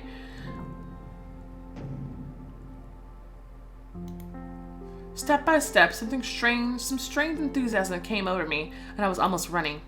My brain was so focused on the sounds that I wasn't paying attention to anything else. Ooh. It's probably not the best idea. This is like how Harry Potter discovered the basilisk. He could just hear it talking, and he was just like, oh, let me follow it. And then everybody's like, dude, did you kill that dude? Ah! Lord. At some point, I had to make an effort to forget the sounds for a moment and look around. I don't know this place. It was particularly grim in that part of the castle. The ceilings were low, and the air smelled like a damp crypt.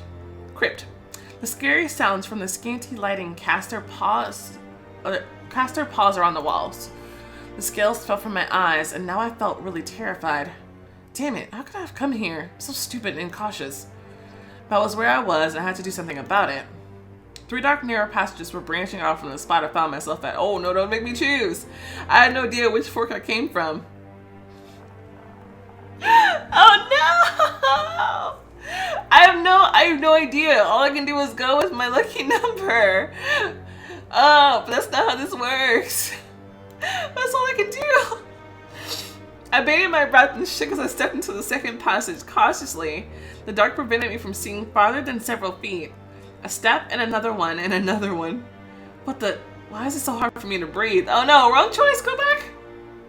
It's like there was less and less oxygen as I moved. Backtrack. Each breath was harder to take than the previous one. I need some air. Come on, breathe. It was getting more and more difficult, and I panicked. I grabbed my throat and sank to the floor, asphyxiating, putting my last truth into the scream. I heard a rustling. Torches on the walls flickered and went out, leaving me in complete darkness. But then they lit up anew, lighting the hallway much better than before. I heard the sound of hastily approaching footsteps.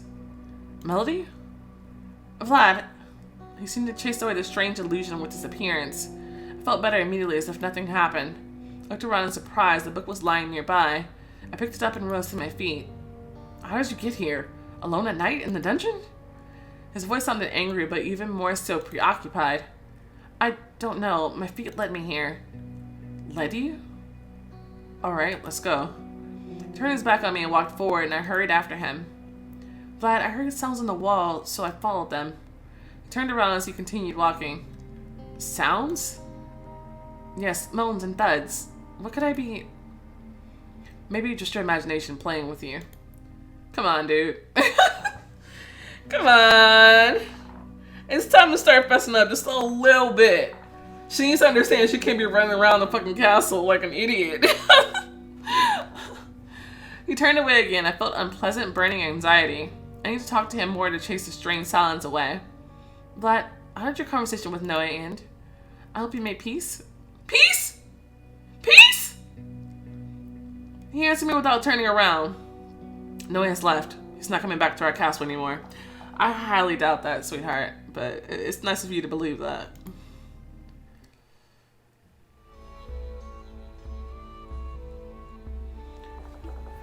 We're catching up with that bravery.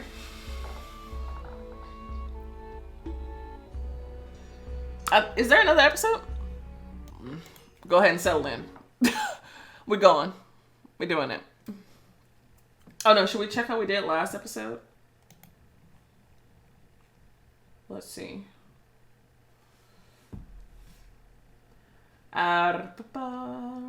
Just kind of scan through.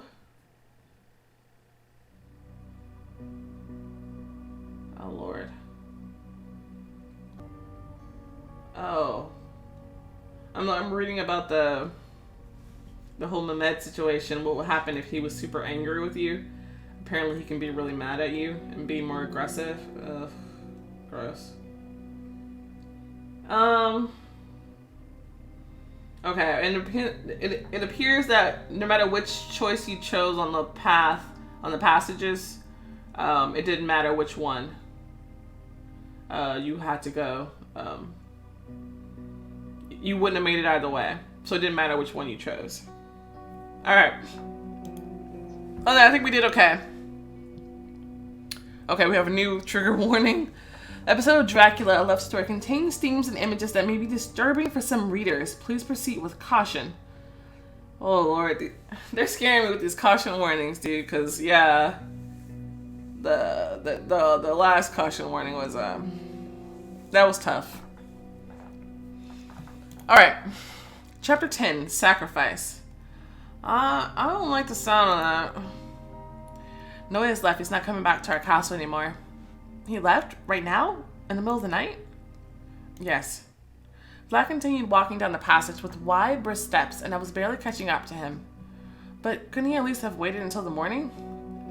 Did you really want him to? There's a thunderstorm, and it's so dark on the mountain roads now. It's dangerous. Trust me, he'll be perfectly fine. Several seconds I followed him quietly, trying to think his words through, and suddenly I felt a rush of anger, almost rage.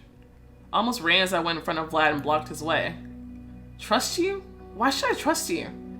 You kept hiding things, you say vague things, you contradict your own words. You made me come to the castle, then chase me away. You said the paintings were dear to you, but you're not even looking at them. You let your so-called friend stay here and then kicked him out into the night and rain. You keep saying the castle is safe, but one night I woke up tied up. And tonight I ended up in this dungeon where some devil was preventing me from getting out. Can you explain what the hell's going on here? I waved my hand angrily and dropped the book. As I tried to lean down to pick it up, a sharp ping of dizziness stopped me. Vlad picked the book up and I leaned on the wall and pressed my fingers against my temples, trying to calm the painful pulsation down.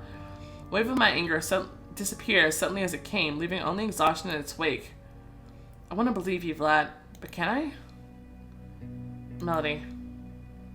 His voice was almost at my ear. I turned around and found myself face to face with him. I mean, you just asked a bunch of questions. You might as well hear him out. Vlad caught my gaze and spoke, looking at me steadily. His voice was quiet, as if he was calming down a whimsical baby. This castle is more than 5 centuries old, Melody. It only looks inaccessible and cold, an uncaring pile of stones. But it wasn't always this way. Once its walls were full of life, and then life faded out and it went numb for a very long time. I know it's scaring you, and for good reason. There are a lot of dark rooms you should stay away from. His voice became deeper, as if cracked. But you came and woke it up, as if cutting the darkness of the ages with a ray of light. It will never hurt you. And if it's not letting you go somewhere, it's only because it wants to keep you safe. Even from itself. Vlad fell silent, but his words echoed through my head. Is it just me, or he wasn't talking about the castle at all? Let's go. It's very late. You need rest.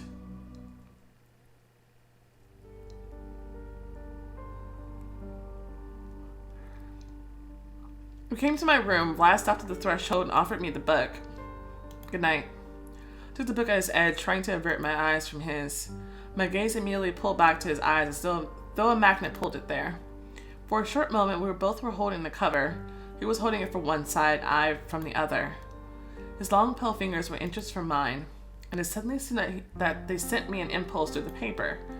A silent message, burning me with a vague but desperate passion. A wave rolled through my body in response, making me shiver and look into his eyes.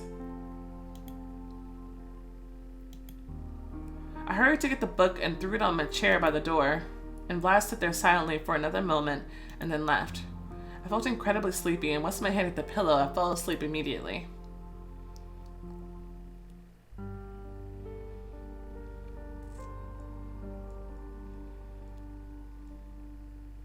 When I woke up the next day, it was almost noon. I slept for a long time. It wasn't raining anymore, but the sky behind the window looked so grim that it could have been evening. A cautious knock came on the door. It was Valentine. Good morning, miss. Food ready. Lilac chamber today. It is wet outside. Thank you, Valentine. I'll come down soon. He left and I washed my face and got dressed. I was about to leave the room when I saw the Encyclopedia of Carpathian Evil Spirits on the chair. Unpleasant memories of the last night in the dungeon flashed to my mind. Somehow, I knew I had to give it back as soon as I could. I'll take it and give it back to Millie at breakfast. I grabbed the book, went to the hallway, and headed to the chamber.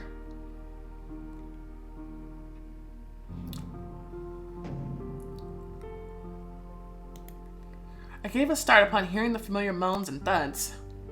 Again, where are they coming from this time? They're on a different side now. I walked around one of the columns. Some of the sounds were coming from within the depths of the castle, beckoning me. Alright, that's enough. I don't feel like repeating yesterday's quest. I need to get to the chamber. But somehow, I was stalling. I knocked on the column, put my ear to it.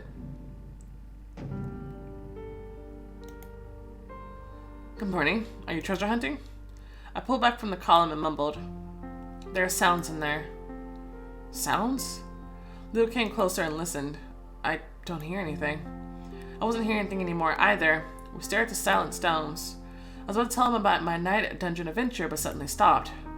Out of nowhere, a sharp, strange feeling of distrust rose in my soul, as if something was off in the settings of my mind, and I saw Leo in a crooked mirror. His face, gestures, voice. Suddenly, everything seemed suspicious and false. What's this book? May I see? Took the encyclopedia from my hands. Oh, Carpathian Evil Spirits. Is it the one Millie forgot in your room? Just suddenly, everything was back to normal. The distortion faded away, and I saw clearly again. The same Leo as always, open and kind, was standing before me.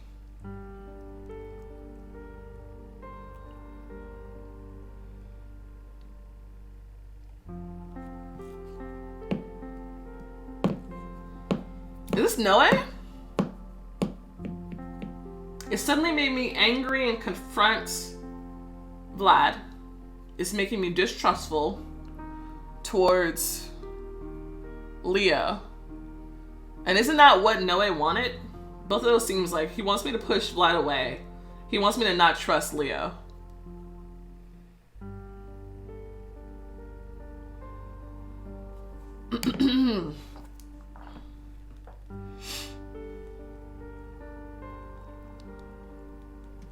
What's the difference here?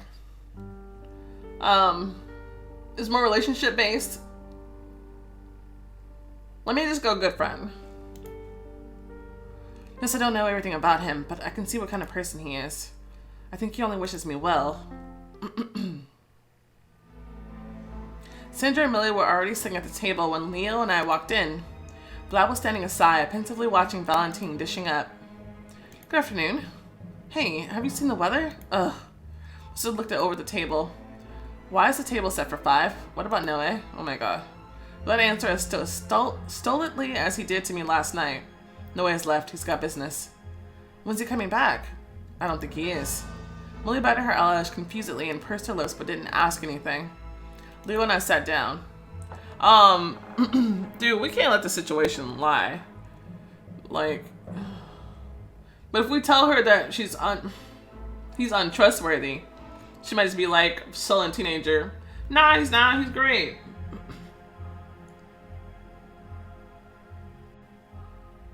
I mean, we could even try to tell her what he said specifically. The puny creatures bit, but she seems a little, it's a little like she wouldn't believe me. Vlad approached the table too and sat down next to me. The lady of the house always sits next to the master. Now out of the corner of my eye, I could see his delicate pale face and his exquisite fingers on the stalk of his glass. Our proximity excited me, preventing from focusing on my food. I tried my best not to give myself away. Suddenly, Millie noticed her book in Leo's hands. Oh, my encyclopedia. My sister reached over the table, took the book, put it on her lap, and started eating. So we're having guests over at the castle today? Yes. Grace will come with the paintings and his cat. It's my stubborn cat's last chance to make friends with his relative.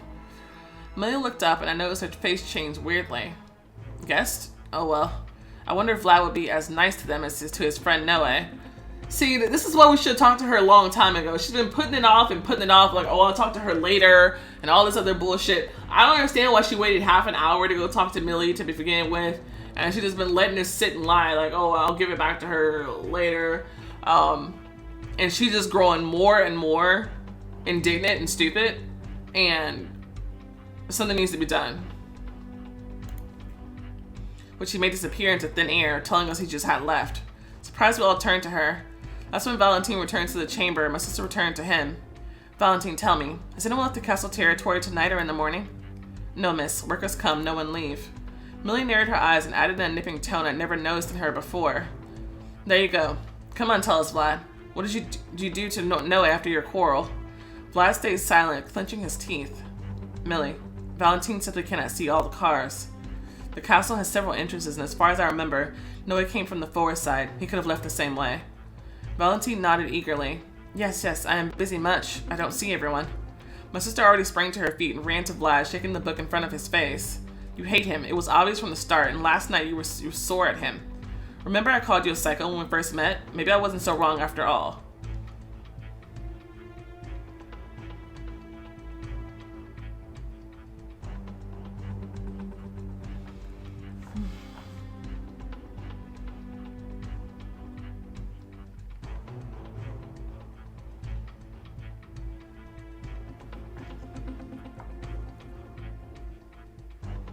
Some of this is kind of expected. However, it seems out of place at the same time.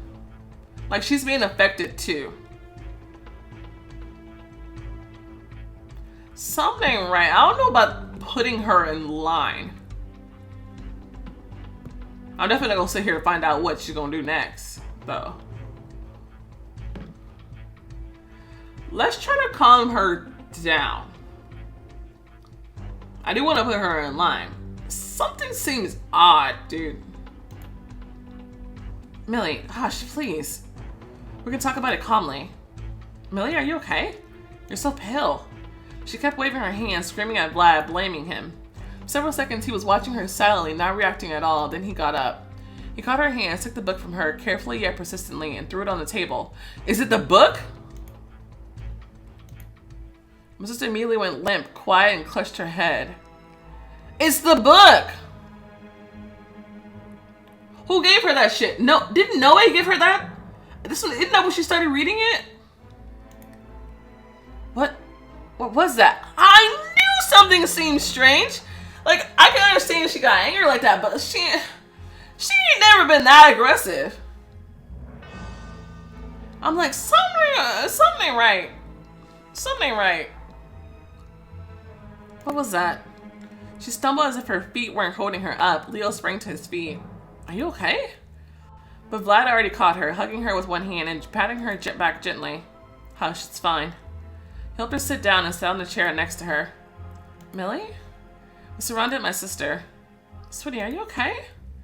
Millie was looking at us confusedly, ready to break into tears. I didn't mean to say it all. It came out. Vlad, I'm so sorry.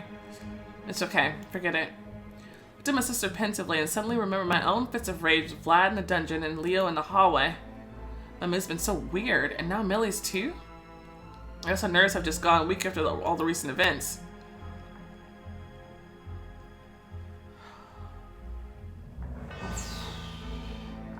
Okay. Let's try to see this from her perspective. Let's try real hard, because there's been a lot of weird supernatural like things going on. I can understand the resistance to wanting to believe in something you might think is false. However, the biggest glaring problem with all of this is that you are seeing visions every time you work on a painting of a past you and past Vlad and Leo all the time. And yet somehow your brain just refuses to reach out. There's black rain and frogs and snakes coming from the sky. And is this like a joke to her? He blatantly threw the book on the table. She was holding the book, she was acting crazy. Millie was holding the book, she was acting crazy. Why? Like, at every turn, she like, it's like, no, that can't be, no.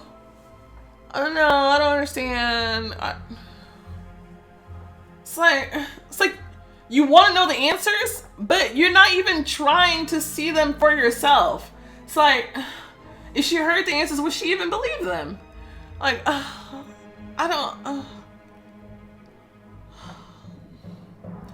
I'm trying to understand her, guys. I'm trying. But she pushing this denial factor a little bit too hard with all the circumstances going around.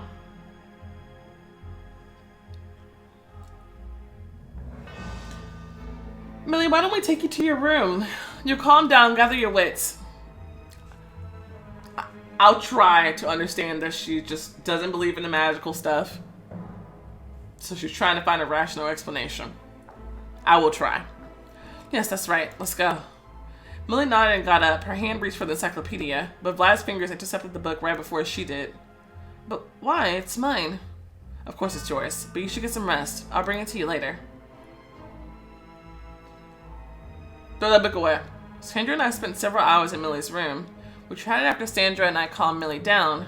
When my sister was back to normal, we decided to go back outside. After last night's thunderstorm, the yard was filled with cold, damp air. Well, where are we going? By the way, how's our deer? The thought of the deer sent a pang into my conscience. Oh my god, right. We've forgotten about her with all these events. I hope someone was taking care of her wound, otherwise things might not be well.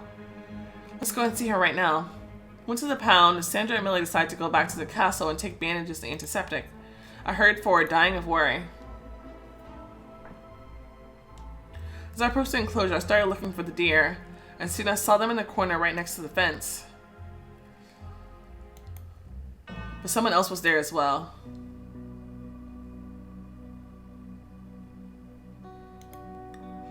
A pale, very thin girl with raven black hair was bustling with the deer, sitting on her knees in the wet grass. Oh,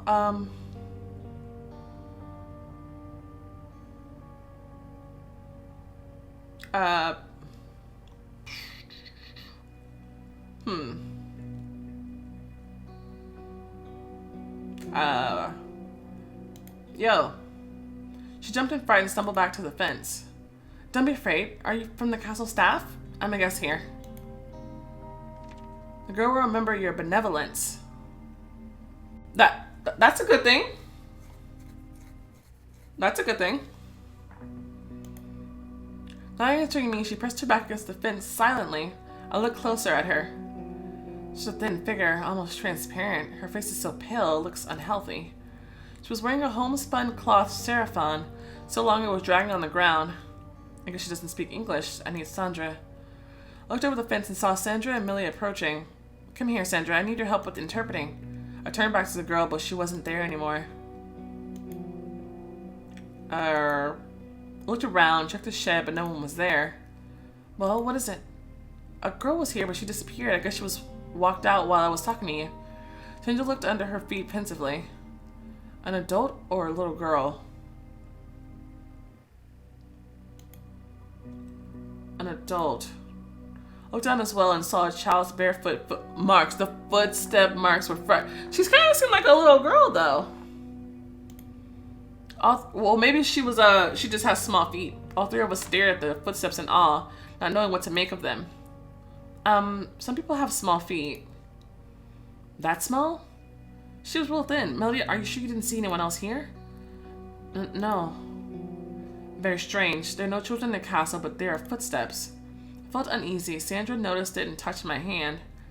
Don't think too much of it. I'm sure there's an explanation. Let's see how the wound is. Millie took to playing with the fawns, and Sandra and I tended to the mother. The one is clean. It's not infected. Good. But it's not healing, as if it's staying fresh. Sandra started bandaging it, and I lost myself in thought, looking over the fence. Who's that girl, and whose footsteps are these? Suddenly, a shadow appeared behind the fence, close to the garden. Oh, hey! It's you again. The cat sat down on the path, placing her paws before her gracefully. She was looking at me as if expecting something. Her gaze seemed so intelligent to me, I couldn't help but stare back. Should I approach her? Nosferatu was interested. He's supposed to be my familiar. Maybe. Yeah, I'm down. Seems peculiar. I want to get a closer look at her. Told the girls I'd be right back and walked to the cat. Kitty, kitty. Hey, beautiful. We've met before. She wasn't approaching me, but she wasn't running away either, allowing me to come close. She could be trying to lure me somewhere. I mean, the first time I met her is right before I met Noe, and that's odd. It could be his familiar. You seem to have no owner. Do you have a name? She rubbed her head on my leg and let me pet her. How about I call you... Well, I can name her, though.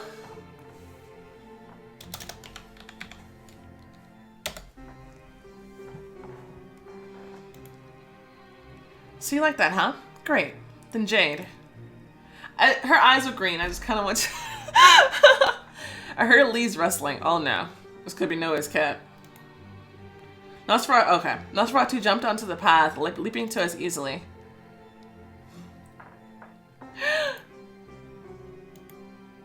He reached the cat, and Jade kindly let him smell her. Hey, you can be friends. The cats circled around each other, clearly expressing interest and good graces. Okay, he's definitely not going to be interested in this other cat. That's when Leo appeared from behind the trees. Grace was following him, holding his cat. Oh no! Nosferatu, what do you think you're doing? Running away like this? Who's that? You can't be with her. You can't tell him who he can be with. It's not all about a bloodline. How rude, Leo. Are you forgetting about your bloodline? Cordelia is right here.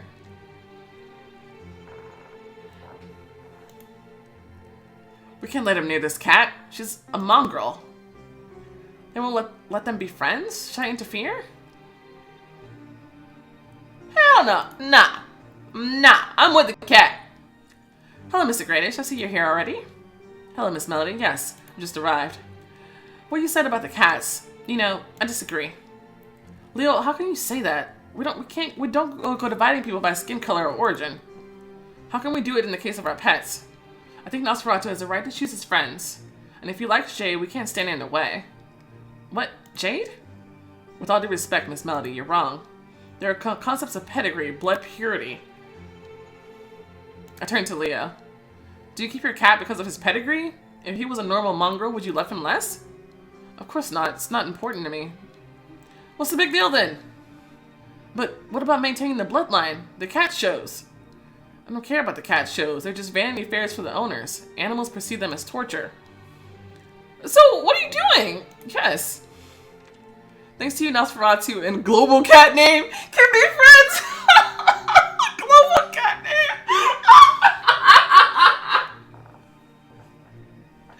Yay.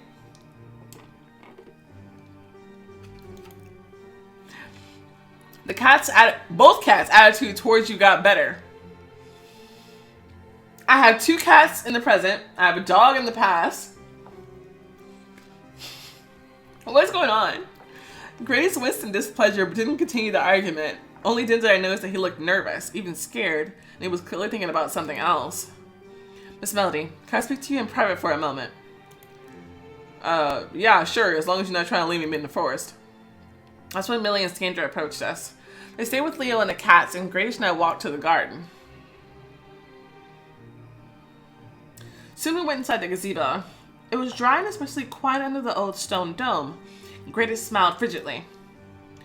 How's your progress with the restoration, Miss Melody? He already asked me when we met. Thanks, it's going well. He stopped and looked at me almost with vexation. No, I mean it. Are you getting somewhere, or is it just a polite response that's coming with you Americans? It's true, Mr. Gradish. 2 paintings are already cleaned up. I can show them to you. Don't offer to show him shit! What do you mean? The paint layer was fresh. Someone painted over them just recently. Gradish perked up. Yes? Don't you think that's strange? Someone painted over the ancient canvases and gave them to a museum, incognita. Then the custodian is murdered. You've heard about that, right? I even saw it. Yes, Mr. Gradish, it's all very sad and really unusual. Unusual? God damn it, it's straight up uncanny. Everything that's been going on with him. He uttered the last word as if on accident and fell silent immediately.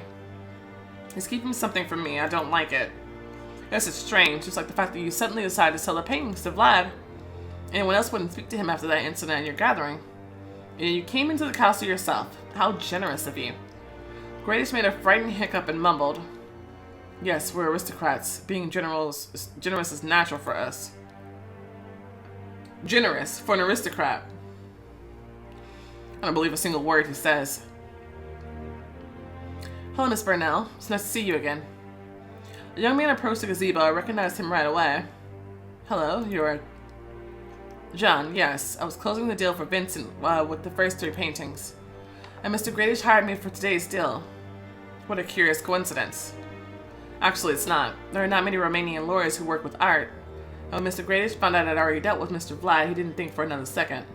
Yes, that's how it went. I'm sure it did. Well then, I'm going to tell you that everything is ready for the deal. Mr. Vlad is waiting for us in the castle. While we were walking, Gradish decided to check on his cat and sent me and John before him. By the entrance, I stopped and thought. I wonder if John knows why Gradish decided to forget that scene and sell the paintings. Might as well.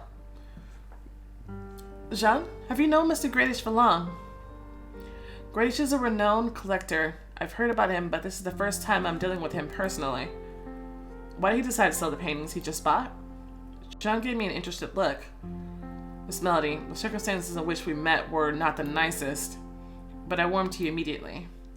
I can see you're a person who took up art not for money or prestige, but for art itself. There are only a few people like that. So a word of advice, if you don't mind. Don't take up the restoration of these paintings. Why not? I don't know how things are with the first 3 paintings, but something's off about the ones Gradish has. Off? The first restorer hired by Gradish ran away after a week, forgetting his payment. Several others came after that one, but they refused to work quickly as well. Today, there's not a single restorer in the whole of Romania who agreed to work with these paintings. I don't get it. They couldn't do it? They could, but I know one of those restorers and he told me. Everything he managed to clean off in a day came back at night, as if it was never restored.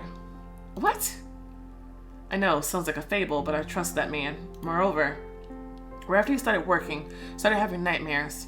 He gave up sleeping completely. He kept seeing a horrifying monster.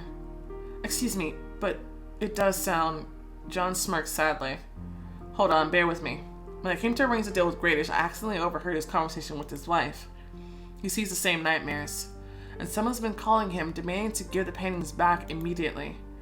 That's why he's in a rush to sell them. Even though he doesn't like Mr. Vlad the least. Of course, it's up to you, Melody, but if I were you, I'd give it a thought. You've learned important information. Looked at John in befuddlement. Doesn't look delusional or kidding. He looks sincere and serious. Okay, so she really is super in denial about everything magical. But the story is so strange. Let's go inside. You must be cold. Okay, at least I understand where she stands. It don't make sense to me, but I understand where she stands. It's just hard for me to... I don't know. John opened the door, letting me go first, and we entered Vlad's study. The master was standing alone by the window. He heard us and turned around. You're here very well. Where's Gradish? He went to check on his cat. He'll be right here. I'm worried about that. He's still not back yet? Vlad thoughtfully fixed some papers on his desk. John, why don't you go meet him? He doesn't know where my study is. Ah, yes, I didn't think about that. All right. John walked out and I was alone with Vlad in his study. The broad oak table was separating us, along with my decision not to trust him, not to let him too close. Somehow it seemed overthought and senseless to me at that moment, as if deep down inside I knew I trusted him but continued playing a stupid, unnecessary part. Melody? I must yet again ask you the same question as the night we met. Are you ready to become the painting's owner? 3 of them are already yours. If you wish so, the rest will be yours as well. Thank you for the offer.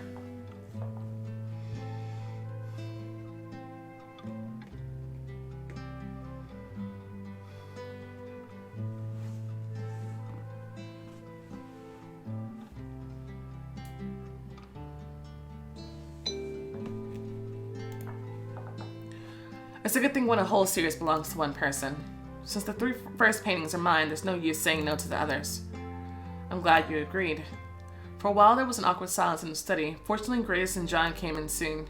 The deal began. Vlad looked tense and very concentrated. He was clearly trying to stay away from Gradish as far as possible. The aristocrat clearly looked tense as well. Finally, the contract was ready, and Gradish started reading it, squinting nearsightedly. Mr. Vlad, your name isn't here. Because we don't need it. You're selling the paintings and the new owner will be Miss Burnell. I'm only transferring the money to your account anonymously. It's not that rare in art deals, you know it. Oftentimes one of the sides wishes to stay unknown. Gray tried to smile and failed miserably. Is your last name a secret, Mr. Vlad? No. Vlad answered Gradish's expectant gaze with silence. He gazed back in such a manner that Gradish couldn't stand it and looked away. Alright, let's sign it then. I read the contract as well and signed it. The deal was closed. John gave me the case with the rest of the paintings. Congratulations. Thank you. I was holding the paintings and feeling happy on one hand. On the other hand, I couldn't shake off a strange feeling of anxiety. After the deal, we went inside to see the guest off. Grace even looked different now, more lively, breathing freely. But Vlad turned more grim. Something sharp and restless was in his gestures. So strange, I'd never heard about this castle before. You've been living here for long? The guest put his hand behind his back and was looking over the rising stone wall with a good-humored smile. No. It was clear Vlad wasn't too keen on continuing the conversation, but Grace had suddenly turned into a chatterbox, so he turned to me. My family owned castles as well. Miss Melody, do you remember how I mentioned my famous bloodline? We weren't just aristocrats. Gracious were close to the ruler's family. They were the loyal advisors and associates, guiding the rulers and helping them out multiple times. Vlad took a brisk step towards us. There was a clear threat in his eyes. He said through gritted teeth, I beg your pardon, Mr. Gradish, but I have business to attend to, so I must bid you goodbye. I think you'll figure out your way out of the castle. Yes, of course.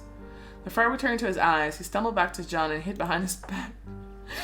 Vlad turned to me. Melody, I'm asking you to leave as well. I guess it's a good time to look at the new paintings. Study them. Something in his eyes told me that if I disagree, it would be bad, not for me, but for him. I remember the incident at the pink tea, shivered and nodded. Alright, goodbye, Mr. Gradish. John, have a good ride. Safe ride. When Vlad and I entered the castle, he turned to me and said briskly, Thank you. Excuse me. He turned away and left, and I went to my room.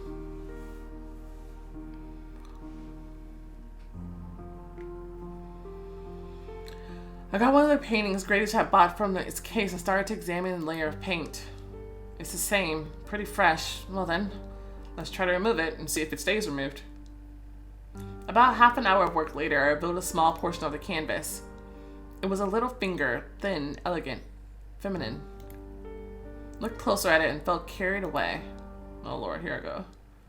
Are they going to show me the painting this time? Odd, we don't see the painting at all. A thin finger. Could it be the girl that we saw in with the deer? Well, what could be her name? Could it be, I know I wrote it down. That, ELA name. Could be. The night garden was enveloping them in soft darkness as if hugging them.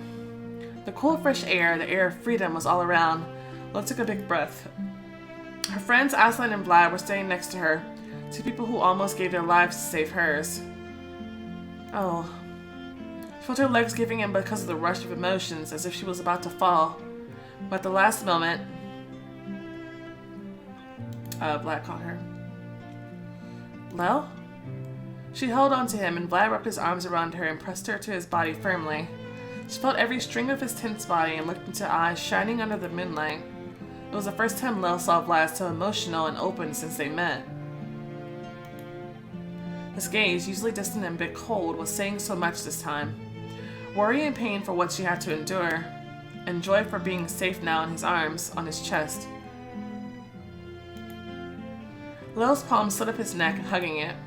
They touched the delicate, cool skin and slightly coarse hair, and he was holding her waist and shoulders as if he didn't want to let her go ever again.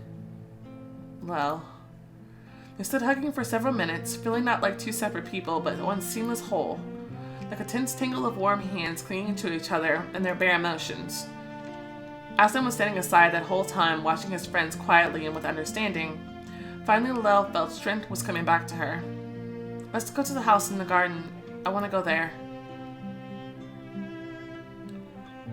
The room in the abandoned house was lit only by the shaky flames of two small lamps. The owners had left the place long ago, but all the things inside were intact. The furniture, pillows, throw blankets. Lel liked the room. Every time she visited, she tried to maintain its cleanliness and coziness. Now she was sitting on the wide bed with her legs tucked under her. Her friend stood beside her. And Diana was jumping happily around them. So happy I'm here. If only you knew what brought me here. But tonight I'll stay with you for the whole night. You'll be my guard. The dog wagged her tail and lay down next to her with happiness. Are you sure you want to stay here for the night? I ain't going back to where that woman is at. Yes, I don't know how much Shahid Khatan was involved in all this. I simply can't bear seeing her now. I don't like this idea. Alone, at night, in an empty, abandoned house? We'll stay too. Sleep here, and we'll be watching the house outside. Suddenly, she wanted them to stay in the room with her. There's only one bed here, but we'll fit. I will feel much calmer even though it's against all decorum. Yeah. After all that happened today, I don't even want to think about decorum. Sleep here. I don't want and can't let you go now, because you're the only ones. Her voice quivered and tears appeared in her eyes. Who really care about me. They saw her state, so they didn't refuse. Alright, Lel. We'll stay. She moved to the center of the bed and her friends lay down on either side. As I noticed she was shivering and covered her with the blanket carefully. Vlad fixed it from the other side, covering her shaking shoulders. For a while they were lying in silence, listening to the cicadas behind the window. The moonlight was seeping into the window, casting mysterious shadows over the walls. A pitiful hoot of a night bird was coming from the garden. The young men were looking at their friend in the semi-darkness, and she was looking at the ceiling. Recent events were flashing before her eyes. Amid's face, his yells, her fear. Silent tears streamed down her face. She found her friend's palms and squeezed them under the blanket. Aslan's hot hand, Vlad's cold hand, and Lel's shaking palms, hidden safely in them. Her tears continued falling down silently, slowly cleansing her heart from the pain and torment. And now she could feel the warmth of two darling hearts beating so close to her. So happy they're here. It's a miracle I've got them at all. Aslan, Vlad, you're the dearest to me. The young men moved closer to her and covered her with their arms simultaneously. The embrace was tender and firm at the same time, warming the body, calming the heart. Don't be afraid, Lil. We'll be here for you. A dark room in the abandoned house, and 3 young hearts, so lonely and alone, all 3, that they found support in each other. Dana jumped onto the bed and laid across all 3 friends. They fell asleep all together, hugging each other in the same bed. Oh.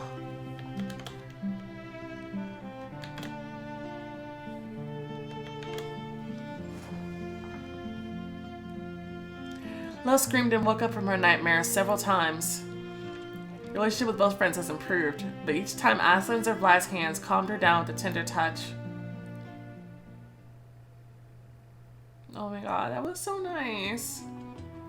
That was a nice little just bomb. Because it's been horrible coming back to the past. The night passed and the friends left Lil with the first rays of sun to be in time for morning inspection.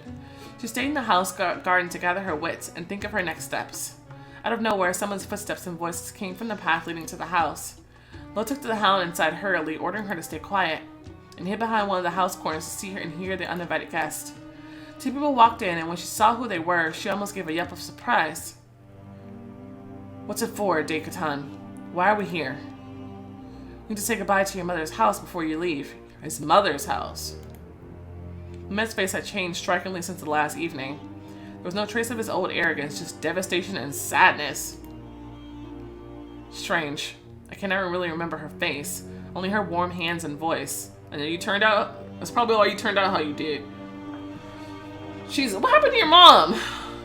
She loved you more than life. She was ready to give everything for you, and she did. What happened then, Tutoress? Why did everyone hate me so much? I was just a child. So this was your course of action in return? If only I could tell you, but you're not at fault for anything. Why don't you just tell him then?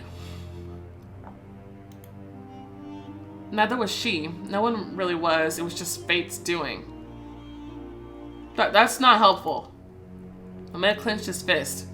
I know who's at fault. He is. What did you expect him to retort with? Sultan Murad, the wonderful, wise, and kind ruler. Kind to everyone but me. The 4th son from a rootless slave. Who needs him when you've got 3 others from noble women? He loved them. He was preparing them to be his successors. And I was sent to the middle of nowhere. I was forgotten. I didn't even get an education. No one cared. Sultan Murad sent you away not because he didn't love you. He did it because of his guilt. You were the living reminder of his mistake. So it was his mistake, but I am the one to blame. That's wise, alright. How can father ask anything from me now, when he didn't give me anything but his contempt? Mehmet lowered his head and fell silent for a while, then he jerked his chin back up. I'll be back for sure, and it will be triumphant return. The heirs will speak of me as the great Sultan, and it will be my merit, not his. I didn't know about Mehmet's childhood. It doesn't justify his actions, though. It doesn't. Not everyone with a difficult childhood grows up to be so malicious. I'm sorry, it does not. It does not.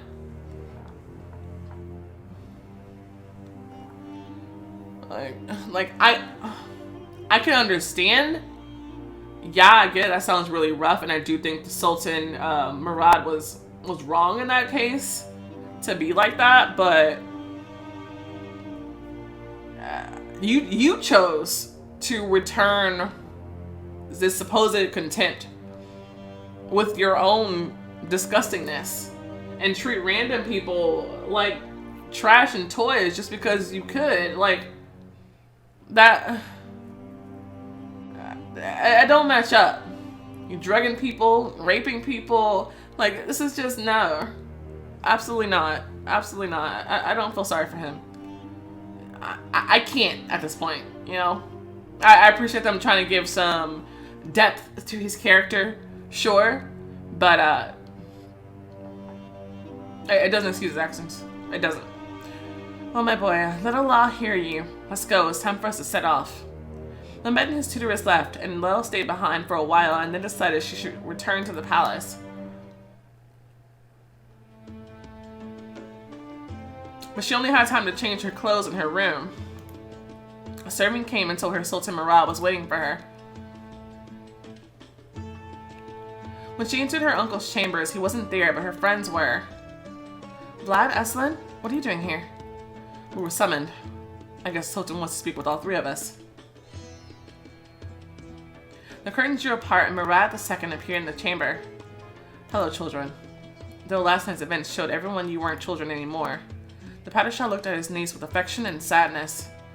First, let me apologize to you, my dear girl. Oh, Padishah, there's nothing to apologize for. Might be a few things. Trust me, there is. I would agree. The Sultan turned to Aslan and Vlad. And you, young people, I thank you and I admire you. Aslan, I know you want to be in Sultan's elite troop. You're in. If you account well for yourself in the first months, you'll become a squad superior. Thank you, Padishah. Vlad. The Sultan gave him almost a fatherly look.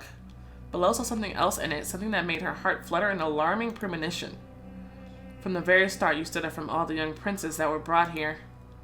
You have what it takes to be a great ruler, rage and a strength, a brilliant mind, and most importantly, daring and bravery. Your father's very lucky to have a son like you. You'll be his worthy successor. That's the ruler Valahia needs in these tough times. Successor? My father's still young and I have an older brother. Sultan put his hands on Vlad's shoulders suddenly. Alas, my boy, not anymore. Your father and brother are dead. The Valahian boyars betrayed them, specifically their leader, Gradish.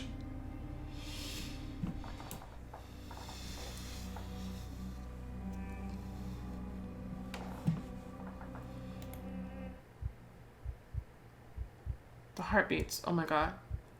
Murad II was speaking on, below wasn't hearing him anymore. The insane rattling of her heart made the sounds around her fade away. She kept looking at Vlad's face, pale as a ghost. She saw him shake off the Sultan's hands in anger, shouting something in his face, and him running out of the chamber in a moment. Aslan, he's not there either. Where could he have gone? The friends were searching for Vlad everywhere, but he disappeared without a trace. I'll look by the lakes, and I'll look in the east part of the garden. Lil hasn't been to that distant, almost wild territory before. She walked across all paths and was about to leave when she saw a shadow in the bushes. Vlad, wait. She rushed after him through the bushes, scratching her hands and tearing her dress. The garden was behind, now they were running to the wasteland. Vlad slowed down and turned another way, and Lil rushed after him. Oh no. Oh god. At first she didn't realize where she was. Her friend disappeared into the fog and now she was standing alone among some strange constructions. It was an execution site. Around her there were stakes with people impaled on them. Dead bodies frozen in unnatural poses, distorted faces. Flies buzzing, and an unmistakable smell of death. Lil felt extremely nauseous. Sharp pain cut through her brain. Follow Vlad. Cannot leave him alone. The girl mustered all of her will and stepped onto the wasteland, a step, another one, and another one.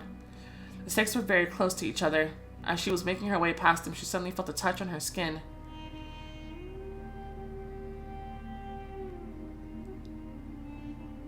Why is that one done? What happened to the... A touch of a dead hand. Oh. She looked at the dead man and recognized him. It was an older man from the captives she and Vlad saw by the stables. These people, they were still alive yesterday, but they're all dead now. Then suddenly something happened. Lil's eyes dimmed. Then she saw the soldiers' faces, empty stakes. A flash, and she was seeing the same stakes with people writhing in pain. Lil's chest tightened with horror and pain. Suddenly she realized she was seeing the moment of that man's death through his eyes, and feeling what he was feeling. Unable to withstand the wave, she staggered back and touched another corpse with her body. She saw new flashes of what that man was seeing before death. It was unbearable.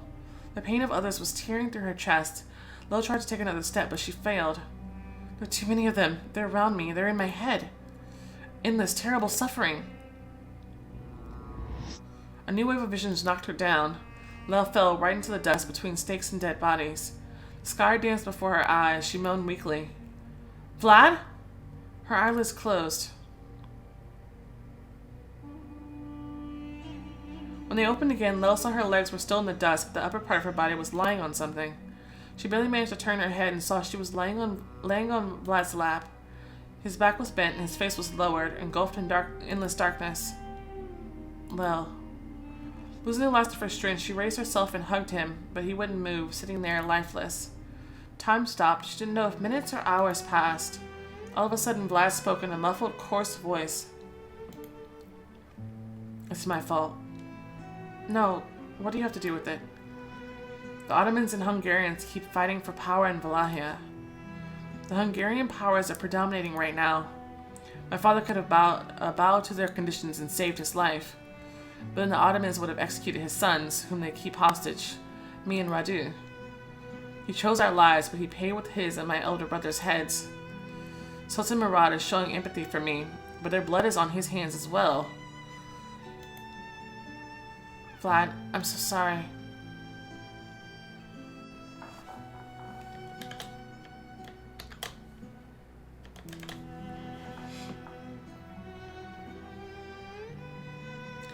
He fell silent for a minute, then spoke again. The Hungarians, the Ottomans, they're enemies. You cannot expect anything else from them. It's fair. The most horrible thing is betraying your own people. Father and brother could have saved themselves if the warrior leader didn't betray them. Our family friend, my godfather, Greatish. Vlad hit the ground furiously, raising a cloud of dust. Visceral hatred was burning in his eyes. I'll avenge them. I have my revenge on the Boyars, on the Ottomans. I'll become the worst nightmare. I must support him, but how do I find the right words? I think you need to distract yourself, forget it, and keep living. No.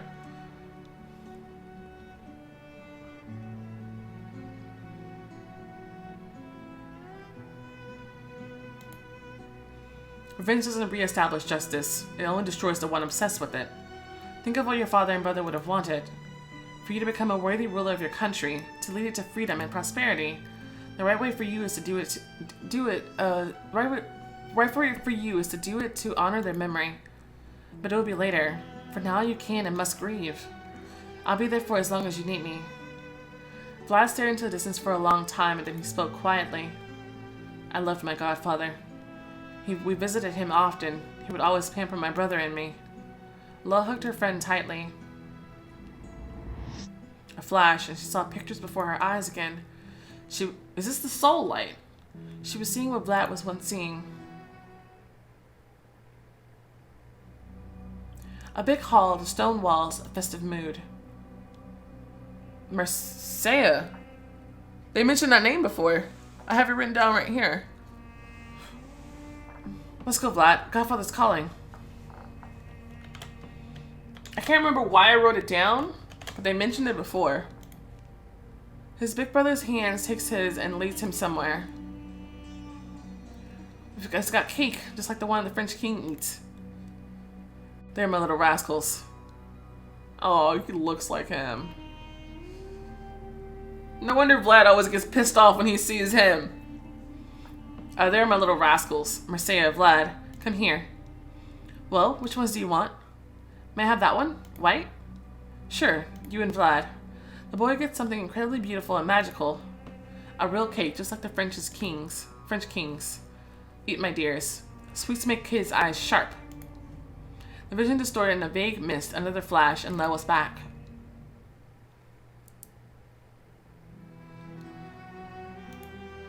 She felt a new sensation in her chest, a warm, clear, ever-growing light. And she saw Vlad's eyes. In the depth of their darkness, there was a tiny, bright light as well. You alleviated Vlad's sorrow and started revealing your soul light. Finally. Thank you, Lo. Soul light +1. There we go. I don't know how you're doing it, but your light shines even through the most impenetrable gloom.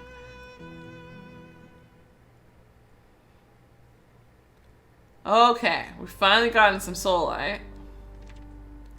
I woke up and took to frantically making sense of everything I saw in the past.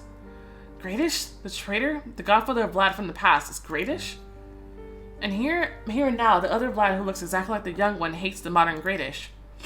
No, it's not a coincidence. The same faces, names, but 6 centuries apart. Finally! There you go! Wake up, sweetheart. Let's go. My heart was pounding in my chest and my face was burning. Until now, I was doing a pretty good job of convincing myself that the flashback was something odd, had nothing to do with reality. Oh lord. This girl's so in denial. They were so inexplicable that my brain desperately fought against thinking of them seriously. But now I couldn't shield myself anymore. Thank you. Come on. Start connecting the pieces. Let's go. Let's figure this out.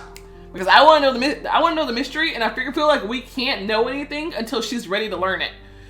So now I'm hoping that we'll get to the answers because she's finally looking for them. Vlad Aslan, Lil in the past, Leo, Vlad, and me now. It's not just the faces. We're the same. Oh, do not believe soul rebirth is real. But even if it's true, why is Vlad from the present angry with Gradish? Does he remember his past life? It was too hard for me to accept this thought. Oh lord. What if it's just an old family feud? Gradish is descendant of an ancient Romanian bloodline, and so is Vlad. He may know that Gradish has betrayed his ancestors once, so he reacts like that. Explanations seem more plausible to me, but a new revelation came. Vlad from the past is a young Dracula. And if he's really the ancestor of the present Vlad, does it mean I live in Dracula's castle? Come on. The guest hit me with his obviousness. Of course, the castle was built in the 15th century and is in a cold forest, where, as I read, the tomb of Dracula is located. It's not surprising the castle's owner is reluctant to say his last name. Oh. Yes! Full of emotions, I couldn't sit still anymore. I need to find Vlad. I must ask him about everything outright. And my wife gets feeling we won't get a chance. So running down the hall with my visions from the past still echoing inside. The pain of young Vlad and his despair because of his family was betrayed. A thought ran through my mind. Thank God Gradish left. I noticed Valentine by the doors of the lilac chamber. Valentine, help me find your master. Do you know where he is now? Master Vlad is not in the castle. He ran to the forest after Mr. Gradish. What? Gradish left a while ago. He came back. Circled. Fog. No way. Went back. Circle fog. No way. Went back. Oh, Gradish came back. Oh. Because the castle grounds wasn't letting him leave. He got caught in that fog. He couldn't find his way, and so he came back. Oh, but why were they in the forest? Black Cat came to terrace. Mr. Gradish's cat ran with it to the forest.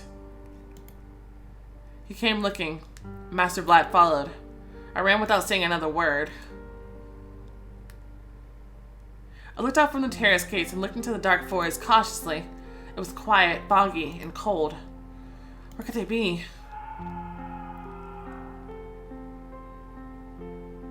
Suddenly a blood-curdling scream came from the woods nearby. A man was screaming. Also heard strange wails and snarling. Oh no. The feeling of Vlad's pain from the past clenched my chest so hard I moaned. Suddenly obscured everything, the voice of reason, my fears. I ran. I rushed to the bushes, unable to find the way, trying to move to the screaming sound. But it started going quieter, and then came moaning. After a while, everything was silent again. No, Vlad, where are you? I heard rustling, fussing, and some muffled exclamations in the bushes. Finally, I ran to a small clearing and saw Gradish was lying still, face down on the ground.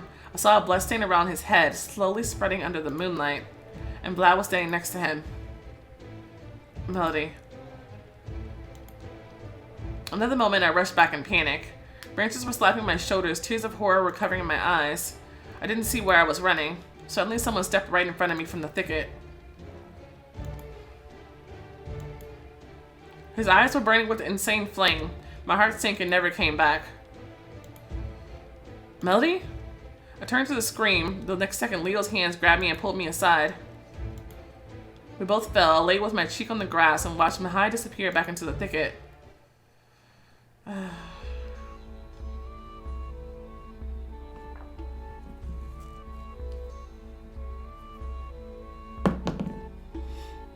I told you, we wouldn't get a chance to ask.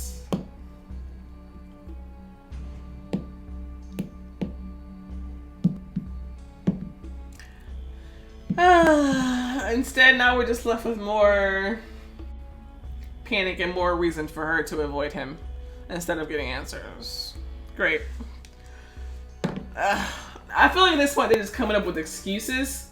Like, they kind of said that part earlier where she said that she knew that she trusted him, but she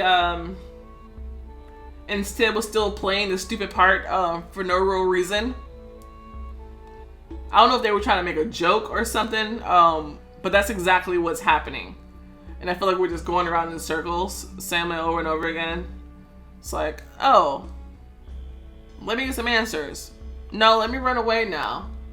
Let me go get some answers. No, let me run away again. Because now, she's most likely going to avoid him for another half episode or so. Before ever really talking to him.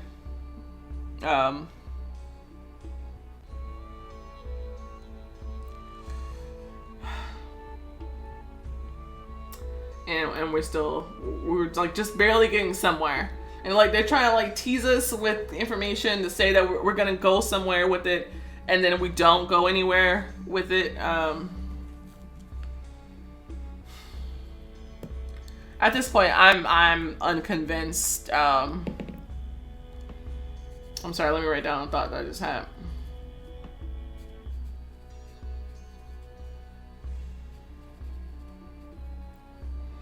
I'm unconvinced that will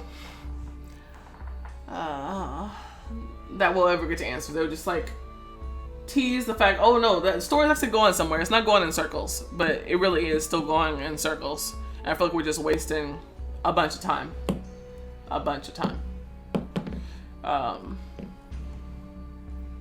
So every time I try to get into the story, they go and do some really stupid shit.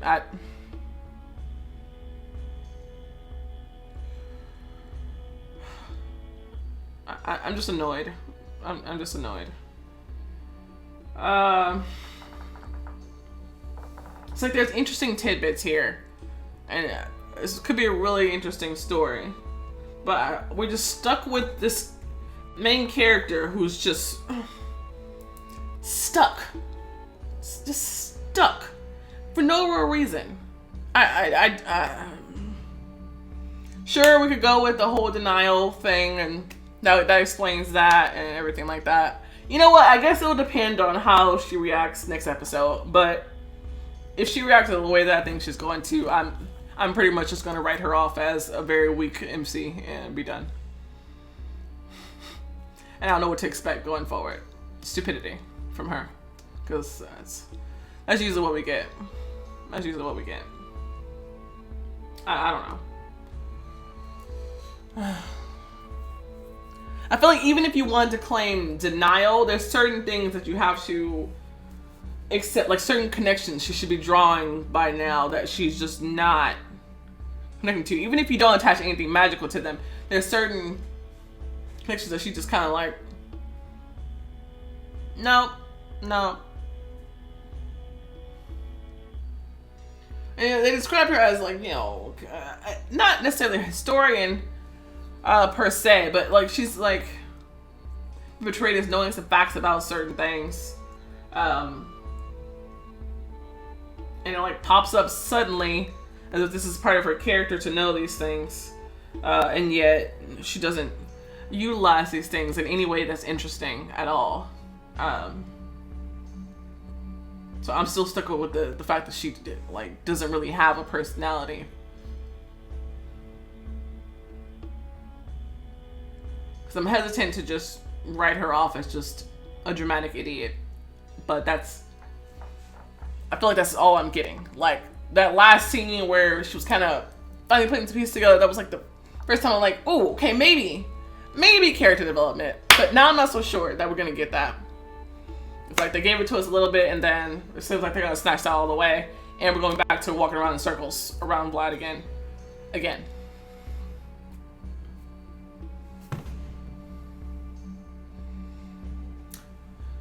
Anyway, I've been recording for 3 hours. I'll try to trim it down, so this will probably be like a 2-hour plus video. I apologize. You guys said you didn't mind seeing it all together, though. So you get my full take on it all at once. So I'm gonna go ahead and stop. I'm gonna stop. Tell me what you guys are thinking. Do you feel sorry for Mehmed? I can't. Tell me your thoughts about the Sultan Murad II.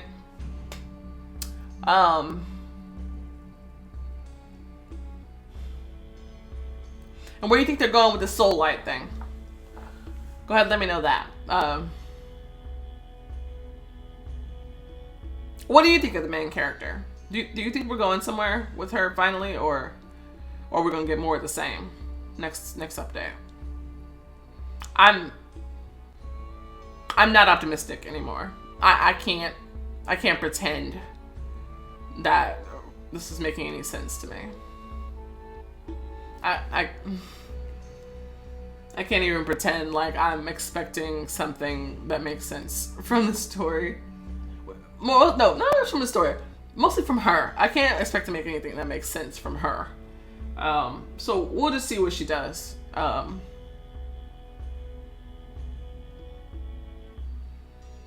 don't know. At least we finally got some soul light. I'm curious to see how we use that going forward. But I'm hoping, oh, there I go, hoping again. I'm just hoping that this is the start of something. Like, we've unlocked soul light. We've unlocked her kind of slightly grasping on to the supernatural happening around her. So maybe this will pop off something. And instead of a bunch of like shadows and things like that, we start actually dealing with these things in a tangible way. Hopefully. We'll see. But for now, we'll just be happy that Mehmed is temporarily not around. He'll be back. Noe will be back. And I'm gonna be annoyed by both of them. Isn't it odd they both went away at the same time? They remind me of each other too much. It annoys me. I don't like it. Anyway, I'm going to end this part right here. Thank you guys so much for watching. If you enjoyed this video, go ahead and hit the like button, some love, subscribe to see more content like this, and I will see you next time. Bye!